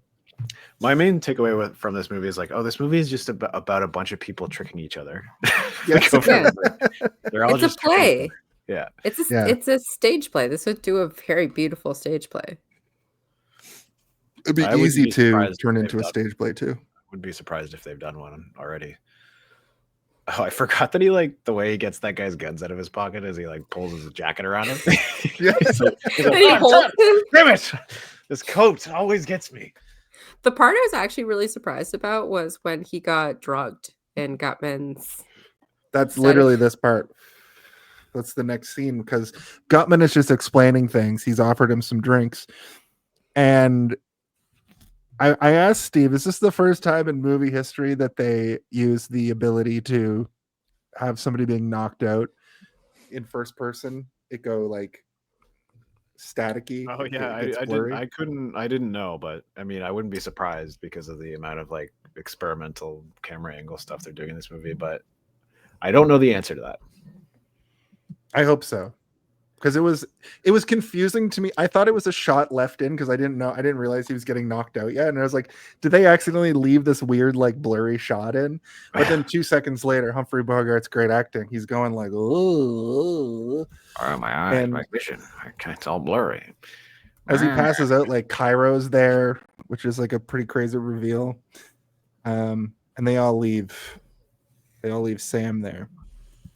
And when Sam wakes up later in the night, I don't know. He's all like discombobulated, but he goes into the bathroom and he like washes his face and he makes a phone call that's like, we got to get to the bottom of this. And then he turns over this like hotel room, just, like flipping stuff and moving the mattress and everything, which was cool. Real investigation style stuff. That's how they investigate things nowadays. It's true. Well, that's how the police investigate things. Yeah. Just tear You've really got me on that first person thing, but I don't think so because I've watched a lot of other movies of this era, not noirs. And like I'm trying to think of some of the shots that they do that are just kind of like unusual like that one. And you wouldn't think that it would be a thing, but it is a thing. Yeah, but no, I swear I I've just seen don't know that the answer, before. Like there could be like 20 other times that it's been done before this, but just based on like, sorry, I have the movie playing right now because I'm trying to find it because I don't remember that. No, exactly. but like, yeah, it does. I mean, ultimately, it doesn't matter how many other times it's done. It's like the way that it's utilized in this movie, the way that these shots are used in this movie to create the ambiance that you have and to still like break some of that and like make it funny in those ways. It's very clever. Like you're using a whole bunch of different tools to make this. Yeah, that's the dumbest sentence I've ever said. I also fucking kicked him right in the head. Jeez. It's brutal. My face. Also, when Sam leaves this place and goes to like, I think he goes to talk to like the police again, that like a ship has been burnt out. And I thought it was very interesting that like for this 2-minute shot, they just burned a ship, which was pretty crazy to see. And I like how they very much do the MCU Fast and Furious thing of like, nobody died. Everybody made it okay. If your girl was in there, I'm telling you, she made it out okay. It is crazy because like I watched Nosferatu, the new one, the other day as well. And that movie, it's not black and white, but there are tons of moments within the movie that are. And you can even just see in something like that, something that's made in 2024, like using these old school sort of film techniques to just capture just a vibe based in like there's so much that you can do in black and white that you can't do with color. Also vice versa, obviously, but like there's a tonal importance to it that like you forget about because there's so few movies that are modern movies that are black and white, right? Which is why I did appreciate that Werewolf by Night thing because I'm like, at least they're trying, at least they're doing some interesting, cool things with the color grading here. That's why I like The Artist, even though nobody remembers it, and because it won the Academy Award, it's like very much maligned. But I really like that movie for like the vibes that it does in black and white. Yeah, I haven't seen The Artist, but I do want to. It's a movie that is on my radar that I would like to watch. It's good. It's good. I'm excited to watch Nosferatu as well. I think that we should have gone to see it in theaters as one of our Hey, did you see this one movie outings? Yeah. But we didn't really get that one together. Hoping Predator, we can go see Predator Badman. Trying. It was good though. The Nosferatu, I really liked it a lot. There was one moment when I was watching that I out loud said, "Well, that's the coolest fucking shot I ever seen." To no one. That's awesome. And then I went, "Booyah!" And I said, "Booyah." Why did I say booyah? Oh, Steven, did you watch? Did you watch Frankenstein yet? No. It's another one. I don't know why you might know this. There's that 7-minute continuous shot. That's a very new thing that they used in this movie, but the 7-minute continuous shot didn't actually make it to the final cut of the movie but it's the first time they've done an incredibly elaborate stage 7-minute continuous shot in this movie. Also, back to back to talking about the stuff that they're using. Like, this is a directorial debut, which is like really freaking impressive. I mean, like, now you know what royalty that family is and how talented they are. He's just inventing new ways to film shots. I don't know if that was the first instance of having a continuous shot that long, but I do know that, like, at this time, that was a thing that they were trying more, and a thing that would again, like I was saying with the other stuff before, would ebb and flow in terms of popularity. Like, you know, for years and years, people were trying. I think there's one movie where the entire movie is one continuous shot, and it was like mostly an experiment, but it's like a full Birdman movie. No, I mean that is shot to look like a full length movie, but it isn't. They didn't shoot it all obviously in one shot, but the whole movie is one continuous shot, literally. And I can't remember the name of the movie, but if you can look it up, you'll figure out what it is. But I think like one of the big ones from modern movie making, and this movie is super old now at this point, but Children of Men, the last like 20 minutes of that movie is all one continuous unbroken shot. But it's always a cool thing because once you're aware of it, I think there was also an episode of House on Hill House or whatever that Flanagan horror movie show, Haunting on Hill House, one of those ones. Yeah. One of his shows. They did a whole episode that was one unbroken continuous shot. I'm sure there was probably some digital stitching in there, but they attempted to do the whole episode in one shot. There's an Always Sunny in Philadelphia episode also that came out right after Birdman came out that is shot that way, where Charlie is basically like they have a health inspector coming and they have a delivery coming, and they shoot it that way. Obviously, it has commercial breaks, so it's stitched together, like you said. But it's meant super to be duper complicated to do. Me and my buddy Spencer, we filmed a short film like when we were in our early 20s, and we did a one shot that went through the entirety of a house, and like it was like two guys going into a house to steal insulin was like the whole concept. But like they get into a miniature gunfight, and like we had a pillow that like a gunshot goes off and the guy flies, and then, you know, when he lands, he punches the pillow, so all these feathers are falling. So we like come in, all these feathers would be coming down, and we had to do it like multiple times to get everything right. But it was pretty cool, and it's like an impressive thing. But unless you're looking for it, like people who aren't sort of like studying film with a scalpel, like they won't even really notice those types of things. But people who are just like super into the artistry of movie, that like they live for that shit. They're like, I love one shots. It's the greatest thing. But they didn't use it, which is like such an interest. Like I wish that was not lost on the cutting room floor, right? But the fact that they went through, no, I don't. But like the fact that they went through the blocking for that and that they actually filmed it, like you have to have how much film are you using in a time where film is super expensive to try and get that continuous shot, right? Like that's why you're not going to do that. Maybe they didn't use it because they could only do it 3 times, and none of it looked good, you know. I mean, who the heck knows with them oldie timey stuff? But even like music videos that are done in continuous shots, that's still like, oh, they did it like this, and like, can you believe that they did it in one take in one shot? And there's a couple of those. And then you have people like Hitchcock going in and making it look like it's a continuous shot. Yeah. It is a cool thing, but I don't even know if I've seen that. If it's lost, is it lost media, or is it just something that was never put in the movie that you can go find somewhere? That I'm not certain of. Hey, chat, tell me I'm wrong. Find it. Tim, I'd be interested to find out. Yeah, but there's tons of examples. One of my friends, Matt, he's like obsessed with one shots. Like this, if you put a one shot in something, like it's almost like he watches all movies looking for where the one shot is. He's like, I wonder if they're gonna do a one shot. Then he gets like super excited when he sees one. You know that movie that you really like, and the song, I'm just a doll on a thing, and but like that was chitty chitty bang bang, chitty chitty bang bang.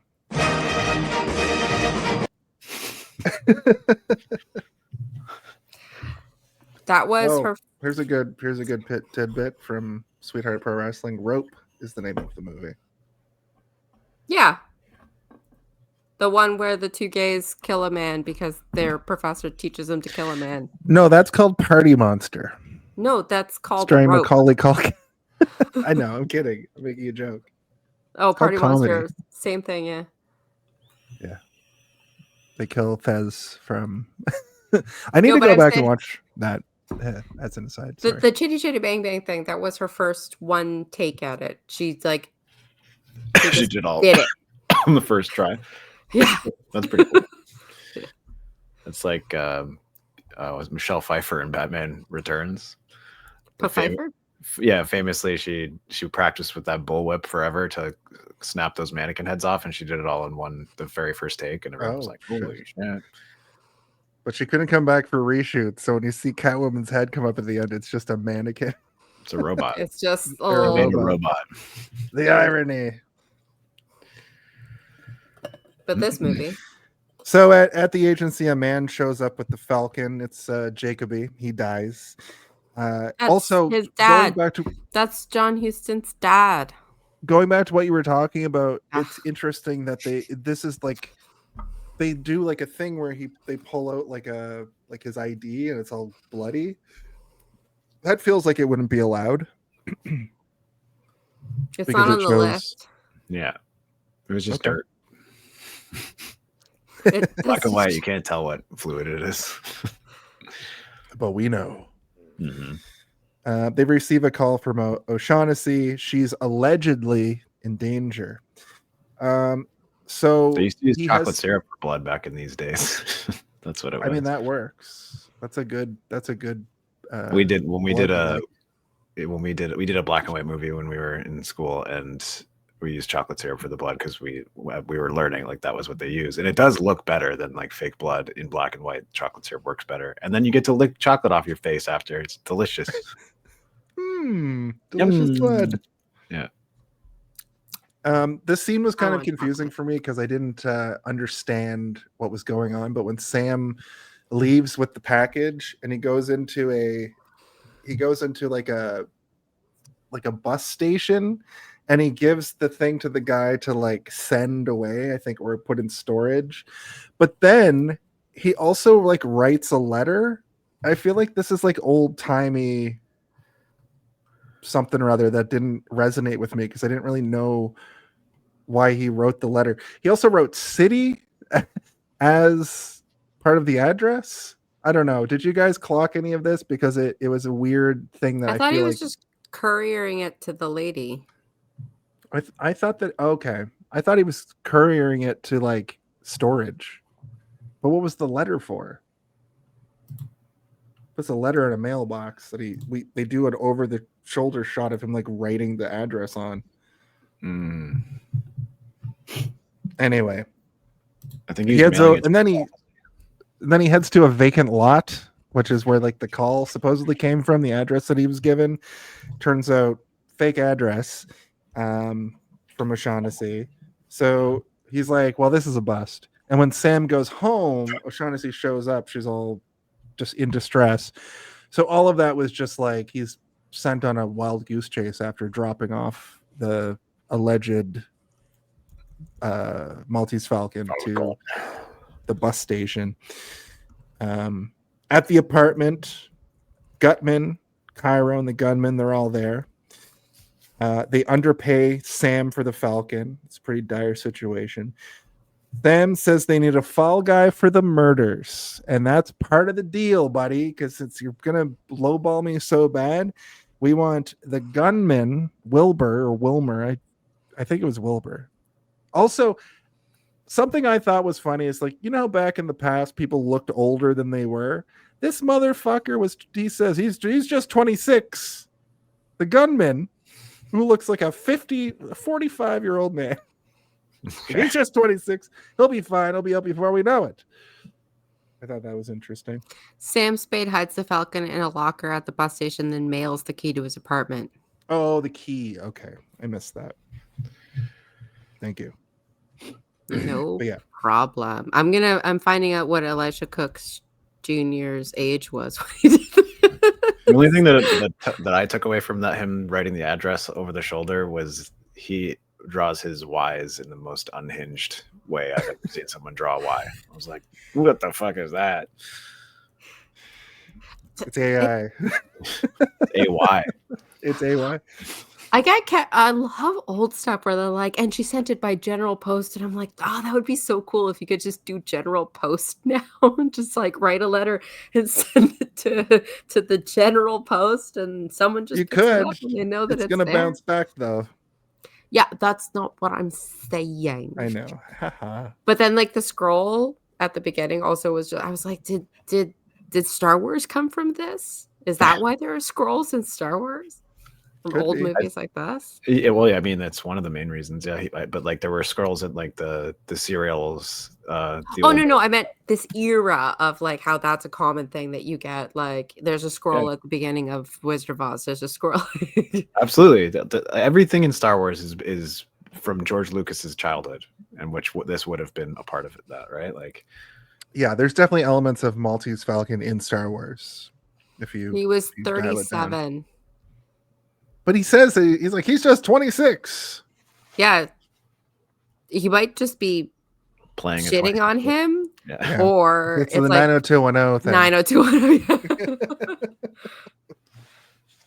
And in this sequence, Wilmer absolutely fucking snaps. He's crying and he's ready to shoot Sam where he sits. I thought his acting, I don't know if it was like, I don't know if they had the technology yet to put like the tears in his eyes. I think he might have been methoding these tears. I think he was just not blinking. If you watch the scene, he doesn't blink the entire time, so he's just trying to work those tear ducts up. I might be he's wrong. Doing this the whole time, like I thought I'm crying. Somebody's blowing my eyes. I know he's a character actor, but I don't know. Like, he was a vaudevillian as well, and he's in a lot of this comedy. So, like, I think he's just. I mean, they did have like the ability to put water in people's eyes as well, but I'm pretty sure this guy's just a funny guy. Yeah. So you just say, well, yeah, vaudeville is that's a very good point. I have the scene playing right now, and he literally, even in the background, while Sam's going around spieling, he is not blinking, and he's just like this the whole time. He does not blink once. Maybe this was the one shot. Yeah. Yeah. For a blink, and he hasn't done it, not even once. Gutman keeps Wilmer from shooting, and then Sam's like, "Well, how about we give them Cairo? Ball guy's part of the price." Basically, tells Gutman that the ball is in his court since they need Sam alive, and there's nothing they can do to scare him. I thought they were immediately going to grab O'Shaughnessy and be like, "Well, how about your dame? How about we put a gun to her head? Then you're going to be, But they don't. They don't do that. Sam asks about how Thursby got, asks about how Archer got, and Gutman basically spills the tea on all of it to the point that I was like, does Sam have a recording device on him? And then I was like, the recording device would be the size of the room. Yeah, So that's not it. To hold Do you watch speaking of my Murdoch sleep, Let's talk into this boom mic. Yeah.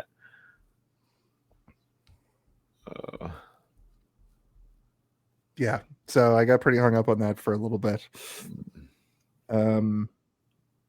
But we also find out during this that like because of O'Shaughnessy, it was O'Shaughnessy's fault for both of the murders. And then we find out later that she shot one of them out of the three, but also Wilmer did the other two. So these two are basically at odds. And there's sort of a situation where I think it was the night that Sam goes to find out that his partner died. There was a scuffle between Archer and Thursby, and she wanted to do a thing where like she's pointing the gun at both of them, kind of tussling, and if the gun goes off, one of them dies. But it didn't work out that way, so she just ended up shooting one of them. And then Wilmer kind of cleaned up the mess. That's sort of what I took from all of this. She killed Archer. That's why he's so pissed off at her at the end, and he's just like, if they don't hang you by that pretty neck, you'll get life, and I'll be waiting for you at the end. Yeah. But O'Shaughnessy got away with the Falcon, and Jacoby was taking it through transit. He got shot by Wilmer. He ended up making it to the Sam's place and giving it to him.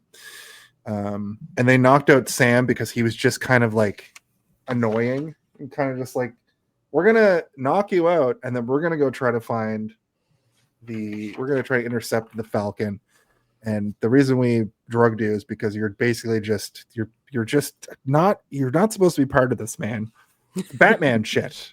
And when Batman intervenes, it's like the villains just want him taken out immediately.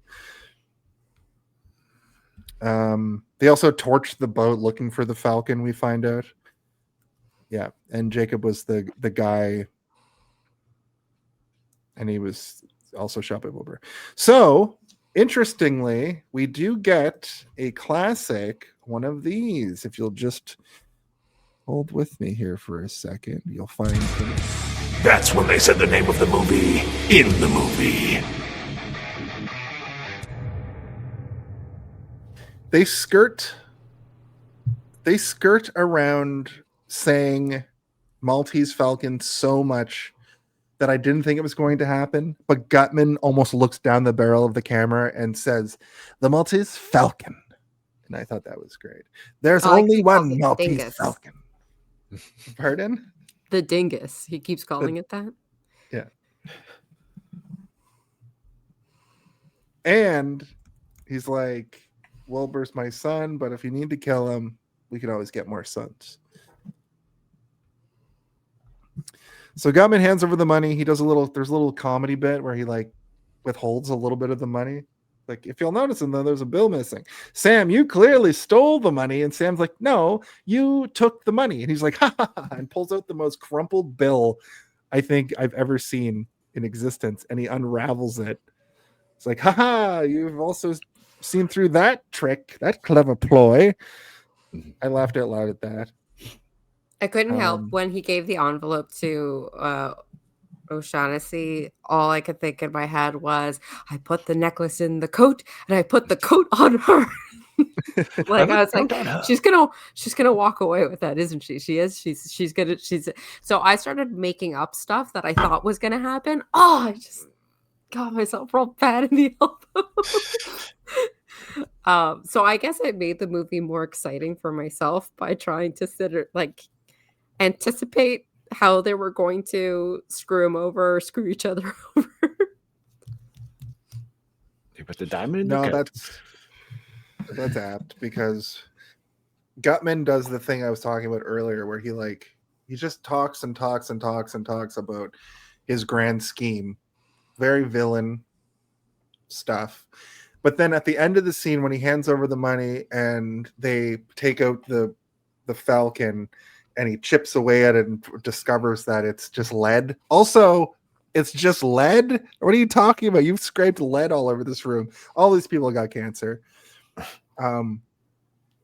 They discover that it's like a fake or like whatever, which also I have kind of like a theory at the end of the movie. But anyway, I'll get to that when we get to it. I think that it's interesting to note that he sort of is like, well, it's a fake. Obviously, Cairo, we have to go to Istanbul and we got to find the real Falcon. Like, buttons himself up and like takes off. Also, Gutman tells Sam to watch out for O'Shaughnessy. She's shifty. The music swell off on them. Yeah. The music swell for the Falcon reveal was also insane. It was really good because this movie has a good score, but at this moment, the reveal of the Maltese Falcon was really, really interesting. Music's also very sparing in this. Like, there's lots of just no sound at all other than the dialogue for extended periods, and then remember when Wilbur wakes up, and then he's looking around, and everybody's staring dead at him, and the music there is just like this slow building swell to him just being like, "What are you guys gonna do with me?" And they're like, "Sorry, Wilbur." I hardly ever pay attention to music in movies unless it's a musical. I can't. But in this one, I did notice that the music was too jaunty in some places. So True. like if I wasn't watching it, I would think that I was watching any like a non-noir, like more bubbly kind of 1940s movie than this. So it had the same typical 1940s score, only in this movie. I found it a little bit jarring, but not in a bad way. Yeah. Also, like another trope of noir detective film that hasn't been created yet within the genre is like the sexy saxophone music as somebody, monologues over top of a scene of him smoking cigarettes and drinking whiskey or whatever. Like that hasn't happened yet. So we don't get that for a while. Yeah. That's a really good point, because you almost expect Sam to be narrator monologuing over a lot of this stuff. Yeah, like she walked into my office and sat down at the table. It was just a thing that you use like little transitional music cues. Like when in these older movies, like instead of showing you the next scene, they'll show you the production of a newspaper, and then like the newspaper scroll go up, right? Yeah. And it'll show you like the title. And so all of those in this era of movie will have that little like music behind it, and then you get, so it's just like, I think it was just the time, that's your transition music. That's what's in the Warner Brothers like music real thing. Make the score for other things, but for these little pets, you're just trying to get from one thing to another. So I don't know that for sure, but that's just what I've noticed. I think that there's some validity to that theory. Because like studios definitely just had sort of a bank of music that they could use in whatever they wanted. It even still happens today, like like the Cape Fear music or whatever being used by Fox because they own Cape Fear. Yeah, they can use it whatever they want. But also like there are some movies where, like, so The Edge, we did a couple of years ago, the soundtrack in The Edge has also been used in a bunch of other movies that were like lower budget and they didn't have money for a score. So they're like, yeah, you can just use The Edge music, because nobody fucking remembers what the music from The Edge is until you watch The Edge and you're like, oh, it's a beautiful score. But it's also in 3 other movies because they could just do that and nobody would notice. That's kind of like the curse of like a John Williams or something, right? It's like the music is so recognizable that you can't really, as a movie studio, reuse any of it for anything else. It's so synonymous with the movie. Like you're not going to be dropping an Indiana Jones track. Well, imagine Star Wars doesn't get as popular and famous as it does, and the Darth Vader crawl shows up in various movies throughout history. It's not even. Well, James Horner, a lot of James Horner music, it's John Williams-esque in its own right, but like the Star Trek 3 soundtrack or 4 soundtrack, there's another movie called like Space Ice Pirates or something, like some bullshit title like that, and it's a low budget Corman movie. And because he was friends with other studios, he's like, went to James Horner and was like, do you have any extra like unused music compositions from Star Trek? And then he would just use it in that Ice Pirates movie. So if you watch Ice Pirates in Star Trek, the soundtracks are very similar, but it's just sort of like table scraps left over from this movie that's extremely popular and well known. Sort of an unused version of the theme for that movie has then been used for this other bullshit sci-fi movie. And that's just like Hollywood being, I guess, being like fiscally responsible with their soundtracks, being like, I mean, we paid this guy to make a bunch. We've got a bunch of these unused ones, so let's use them for other stuff. And you have to be fiscally responsible making a movie. That's what it always feels like. And unless it's part of your budgets for a mountain of cocaine, which, if you watch any movies from the 80s and early 90s, it's prevalent. I also like during this. No, I don't know. Okay. Something. I like during this that Cairo freaks out. Gottman just wants to go questing to Istanbul again, but they look over and Wilbur, who's been knocked out, has disappeared. Sam calls the police and tells them that Wilbur did it. Gottman did it. Cairo did it. Sam confronts O'Shaughnessy about Jacoby. She shot Miles because she thought they would fight. Oh yeah, this is the thing I was saying before, where she like tried to do the thing where like, who do I shoot? Somebody's gonna get shot, but then they didn't shoot each other, so she ends up just taking them out basically, or one of them, and then Wilbur cleans up the rest. And Sam reveals that he's going to give her up for all of this.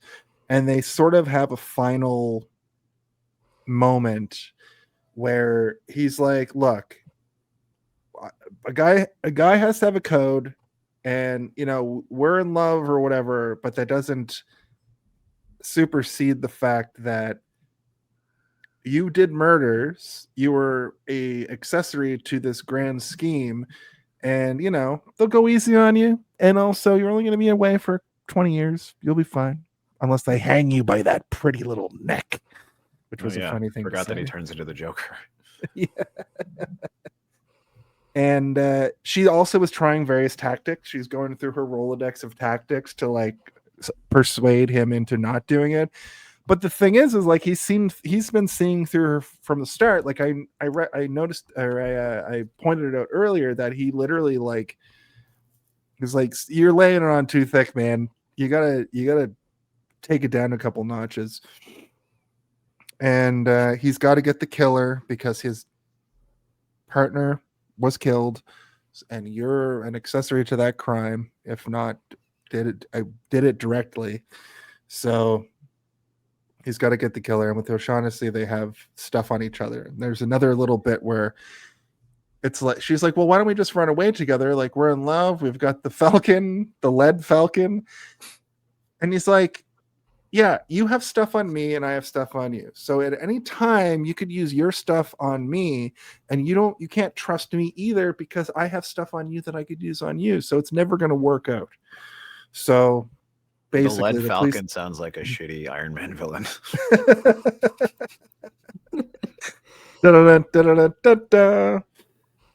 Nope, that's the Mandalorian theme. I don't know why I did that.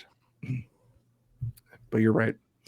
The police arrive. They arrest O'Shaughnessy. So here's my theory corner for this week. You're not going to say the last line of the movie, the most famous? No, because we're not there yet. Oh, okay. I think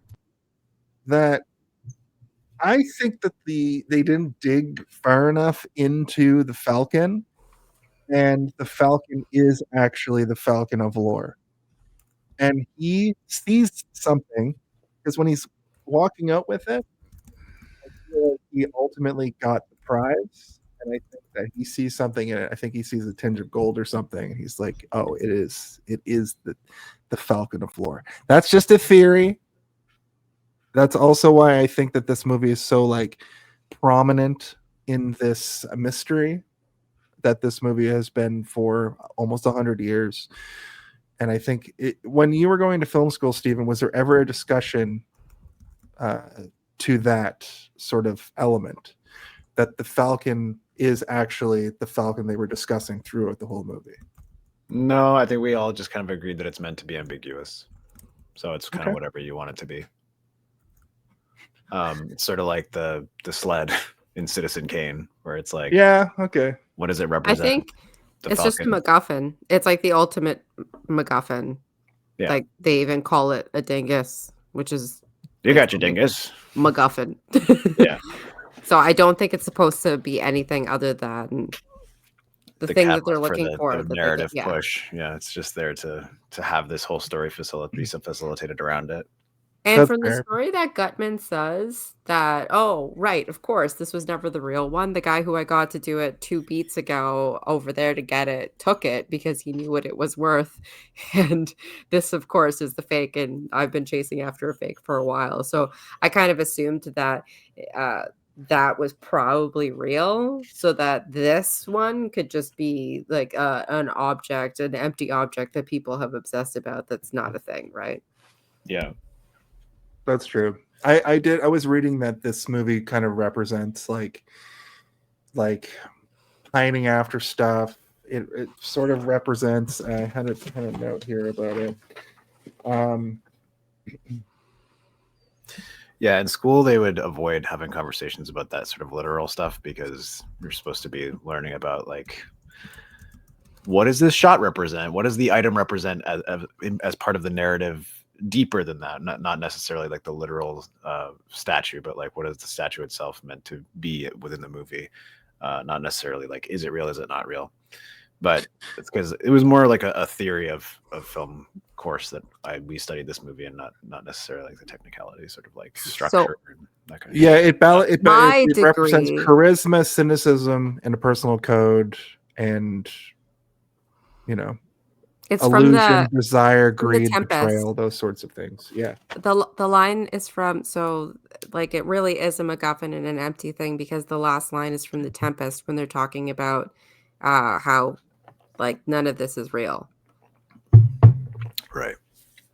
So this degree that I have doesn't talk about any of the stuff that you learned. It actually is only about the meanings of the little things in the movies. Right. I guess the opposite. Jason, you have to read The Tempest now. Get a little Shakespeare in your blood. Oh, I think Shakespeare. Actually, I think there's a movie. Isn't there a movie? Didn't they make a movie like not too long ago? The Tempest. Did they is make a based on 90s version of The Shakespeare. Tempest with like Heath Ledger or anything? Because I think there was one recently, and I think isn't Oh. like I've only seen it at Stratford. yeah, you could also go So- see it on stage. But I think there was a Oh, I movie think that on was stage. made with, I want to say it was like, was it Helen Mirren plays the The witch? Tempest. I think you're was right. made Yeah, 2010 American fantasy comedy. With Helen Mirren, Felicity Jones. Yeah, it's pretty good actually. It's not terrible. Not great. Alan Cumming, Chris Cooper, Christopher Plummer. Russell Brand. Oh God, Alfred Jeremy Molina. Irons. Yeah, Alfred Molina. Okay, I'm awake again. What'd you say? Alfred Molina's in this movie. He plays Ew. Stefano. Ooh, Russell Brand's in it, Oh, though. Digimon. Let me try to say this. Digimon Honsu, which you've seen in lots of stuff. He was in the Fast and Furious. Yeah, Yeah. he was also in Guardians of the Galaxy. Yeah, mine's better. Yeah. Well, I was like, "Yep." And I was like, "Wait a sec." He's in a lot of stuff, guys. All right. Well, this is the stuff dreams are made of. The end of the episode. That's why I kind of developed my little theory, because I was like, "No, how much does lead sell for on the market at that level?" Well, they've all got lead in their blood now from breathing in those lead chips. That's what I'm saying. When he's crashing this chipping the statue lead apart. off, There was lead in their makeup and Their water, honestly, their drinking don't water. worry, it's all a mess. yeah. Well, there's asbestos in all of the walls of all of the buildings that they're in And their during this whole cigarettes. movie. I'm, Yeah. I'm smoking pure asbestos cigarettes. See, There's a part where she's smoking a cigarette and she gets called out, O'Shaughnessy, and she gets called out and she just kind of like plays with the cigarette, and then I thought that was fun. But yeah, that's the movie, The Maltese Falcon. I think we got through it pretty handily. Do you guys want to talk about our Home Alone of it all, our final thoughts, and our ratings? Yes. If you had to pick one, Well, what do you think moment, the Home when Alone of it is all? the Home Alone of it all? Can someone please tell me when the Home Alone? I of it really all gotta happens? know. When is the Home Alone? What of it all, is though? the Home Alone of it all? Now that's the Home Alone of it all.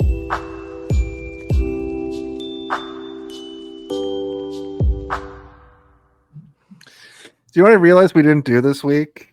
I'm just realizing now we didn't do a brief history, a brief yes, we synopsis. did. Oh, a Yeah. brief synopsis. We didn't do that. No. Steve, we go with a brief synopsis. No, don't worry about it. Steve, why don't you go first? Why don't you give us your whole thing?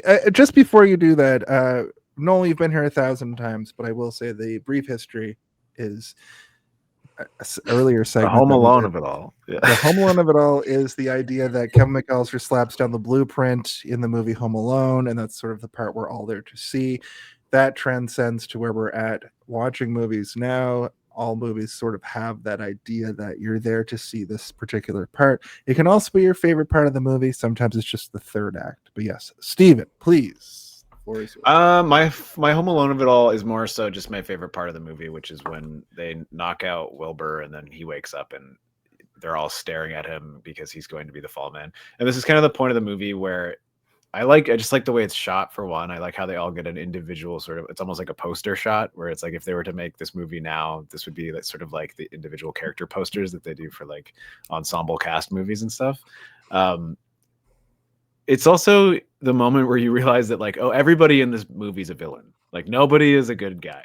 Like they're all bad guys. Even the person we're following, he's a shitbag too. As soon as he figures out like what's going on, he's like, how do I get out of this? I know. We'll blame this motherfucker. This piece of shit. Listen, he's got his whole life ahead of him. He's only 26. He'll be locked away for He's a only couple of 22 months. and Yeah. I So, think I he don't know. was just sorry. No, I was just gonna say I think that is sort of like the perfect embodiment of like in one sort of small sliver of the movie to just kind of like perfectly represent the rest of the movie as a whole. Like that's just a bunch of people, a bunch of tricky characters, all fucking with each other, and all willing to betray each other in an instant. And that's kind of like what makes the movie great. I think just like final thoughts overall for me is like it is a very good movie.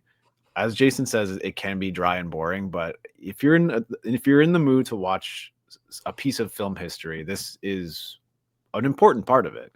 And I think that if you are a lover of film, then you're probably going to find this to be something special in terms of like the history of filmmaking and just as a piece of like valuable academia in terms of how movies are structured, how they're shot, and what you can do with black and white film. Like even though this movie was made solidly in the time when color was a big part of movies and it was almost like the huge selling point, this was one of those holdout movies. It's like no, movies will never go full color. That's never going to happen. We're always going to be doing black and white forever. See, which obviously proved to be not the case.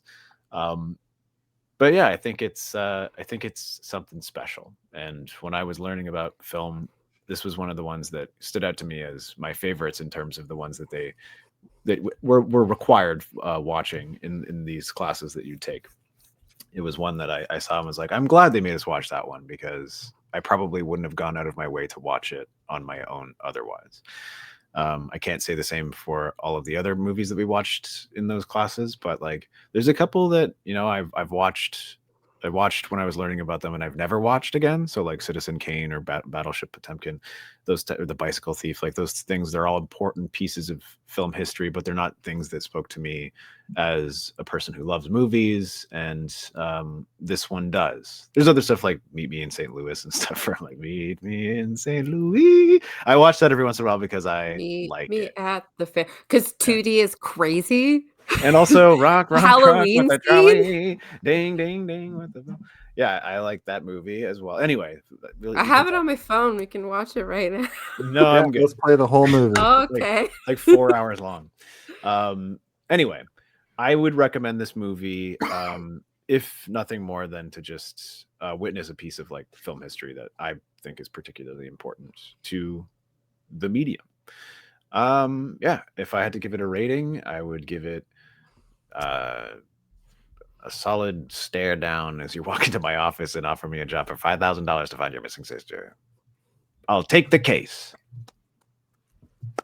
I'll take the goddamn case.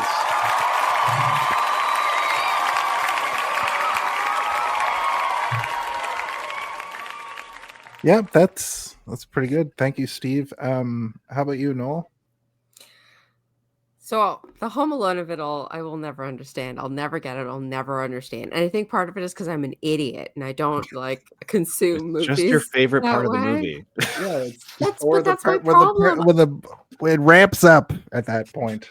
No, but that's the thing. Like I can't understand a movie in that. Like I'm the exact opposite of Steven. You can take apart the movie and it's like structure, and I literally can only absorb it in one like whoomp. Right. But my Home Alone of it all is when he's just shitting on Wilbur. They're in that same, I think the same scene that you said, where there's just something about that scene of they're just trying to confuse each other and he keeps like diverting the attention here and there and you're like something is going to happen, and that was the scene where I was like, okay, you're telling too much of your plot And I was like seeing all of these little like things coming together, but still didn't know where it was going. But I thought that was really funny. So that scene. Final thoughts for me. I really like this movie. I would say that it's like just over 90 minutes, so it moves at a pretty quick clip. But I think that if you're not used to watching older movies or you're not used to watching a particular genre, it can be a little bit difficult to make that switch and to like slow down or like pay attention to certain things. Like just some things aren't going to click. If you're that kind of person, I would say watch this with somebody. Like watch these movies with somebody, watch these old movies that are like kind of masterpieces, not necessarily someone who's seen it before or whichever, but I think it just makes it easier to get through the movie and be able to talk about it and like just pay attention to certain things. Because I have the problem with all kinds of movies where I will forget I'm watching it. I'll stand up, I'll make a sandwich, and then be like, was I watching something? That didn't happen at all with this movie, which I thought it would, because even movies that I loved, like some Judy Garland movies, like they're just parts that are so damn boring that I can't. Like I love Easter Parade, but there's a whole middle segment in there that I'm like, what is? I just completely forget. That was not the case with this. I have crippling ADHD, and for some reason, this movie just hit all of the right things. It had enough. It was always going, even if it wasn't. Like there was just so much to look at and so many things to absorb. Like there wasn't anything that was just there for fun. Like this was a movie that was very well thought out, shot well, and I think it's good. It's one of the better movies. I think it's the best movie that you guys have ever watched on the show. Just from an artistic, stylistic, etc. Noel liked it anyway. So, and there's something so charming about Humphrey Bogart. I think I could watch him do a million things in Peter Lorre, and just like the actors in this really bring a lot to a script and a movie that is very still, right? So I think like it's the performances that really like carry it through. I give it this a bag of Maltesers. That's my rating.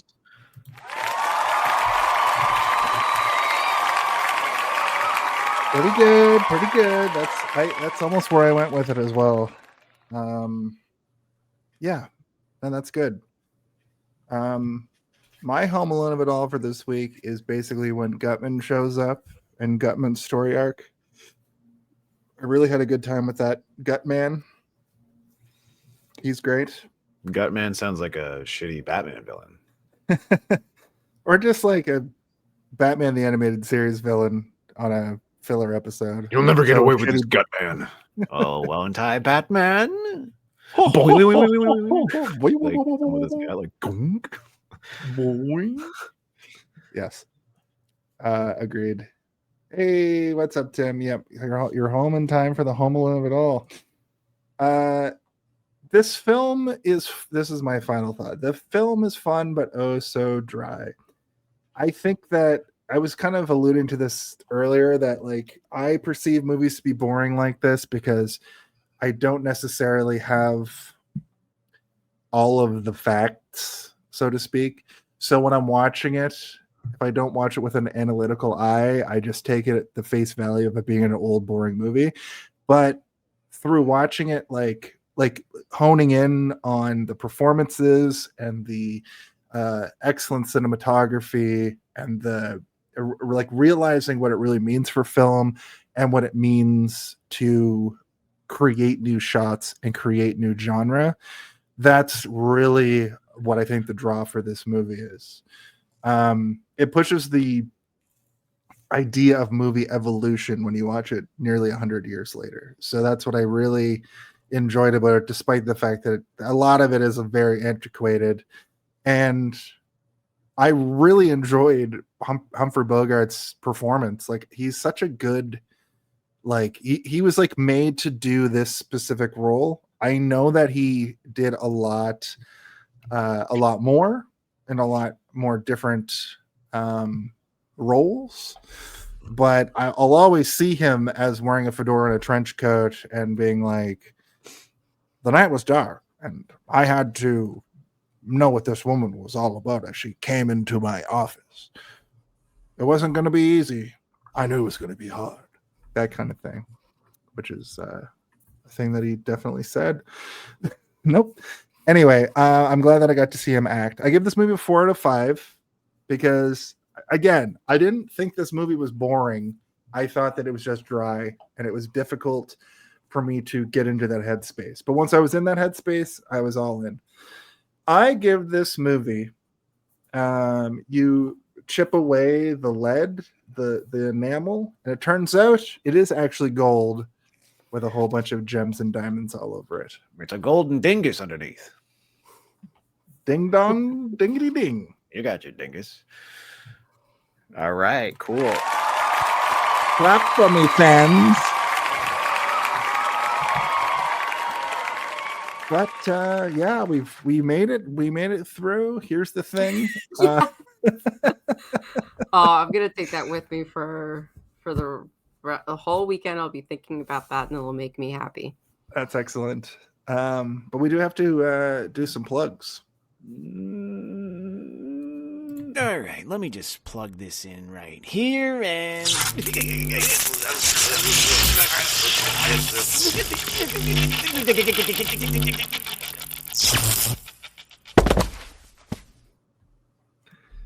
Well, he's not going to make it. Steven, do you want to tell us about what you've got going on?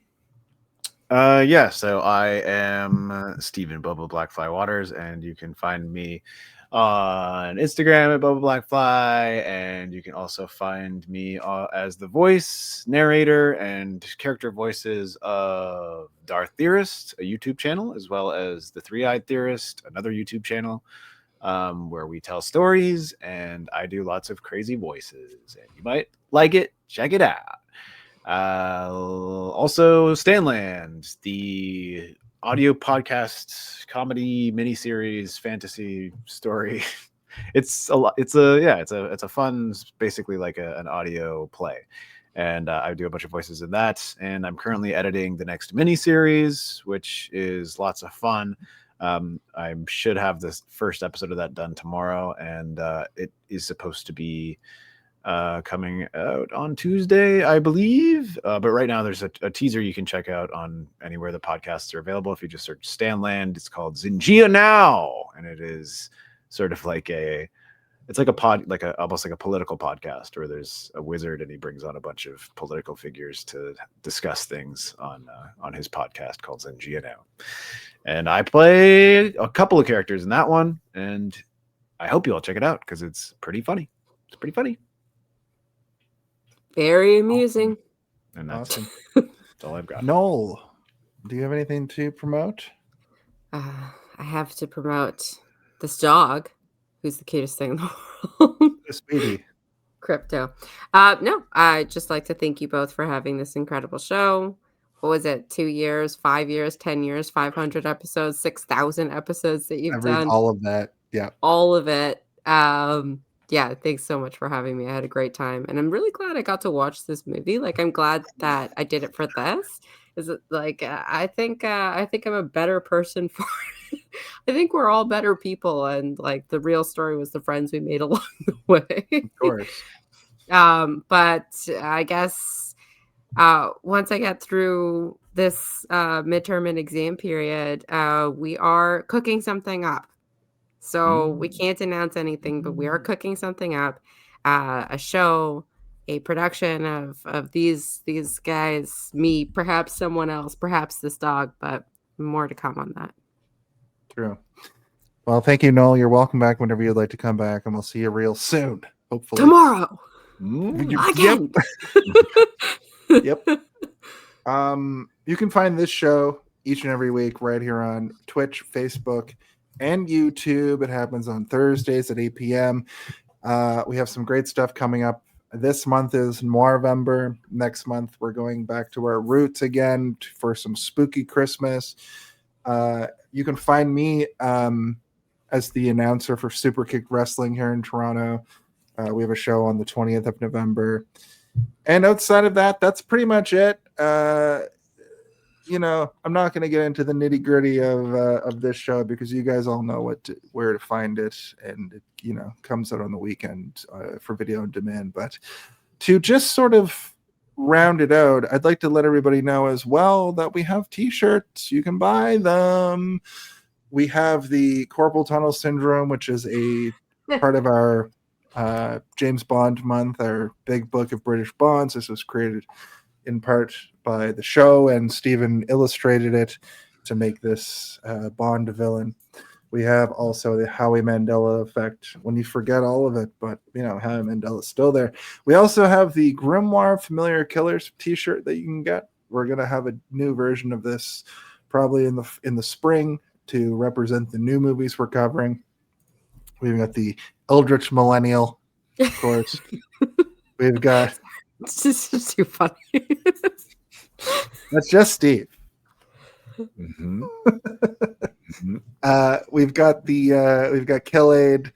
I want to point out that I watched Jason X today, and he still smashes through a window in all 10 movies, I think. And even in Freddy vs. Jason, I think he either throws somebody through a window or a door, or smashes through a window or a door, or a wall.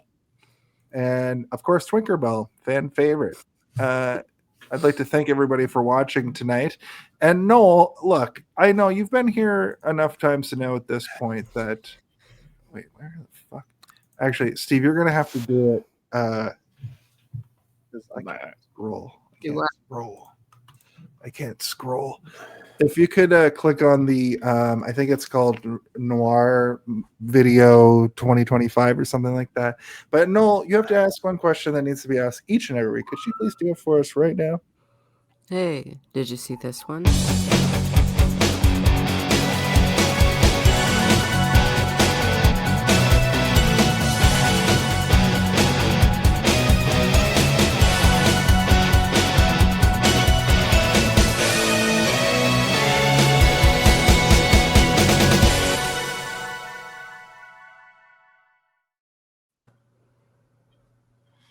Well, we did it. We talked about the Maltese Falcon. See? What an exciting episode that was. Now I'm going to go smoke a bunch of cigarettes that I hand rolled myself. I just wish I could do the Peter Lorre thing. I'm also going to roll cigarettes all by myself like a big boy. Beam up some Star Trek content with Live Long and Podcast. A roundtable movie discussion with Hey, did you see this one? And take a peek into the darkness with Heard Noise, Must Investigate with Michael Chan. Watch us duke it out on trivial debates. And let's chat about TV with the Super Mario Brothers. It's all here on the United Federation of Podcasts. You look like the King of Diamonds. I look like the King of Diamonds. That's the maddest shout I've ever heard.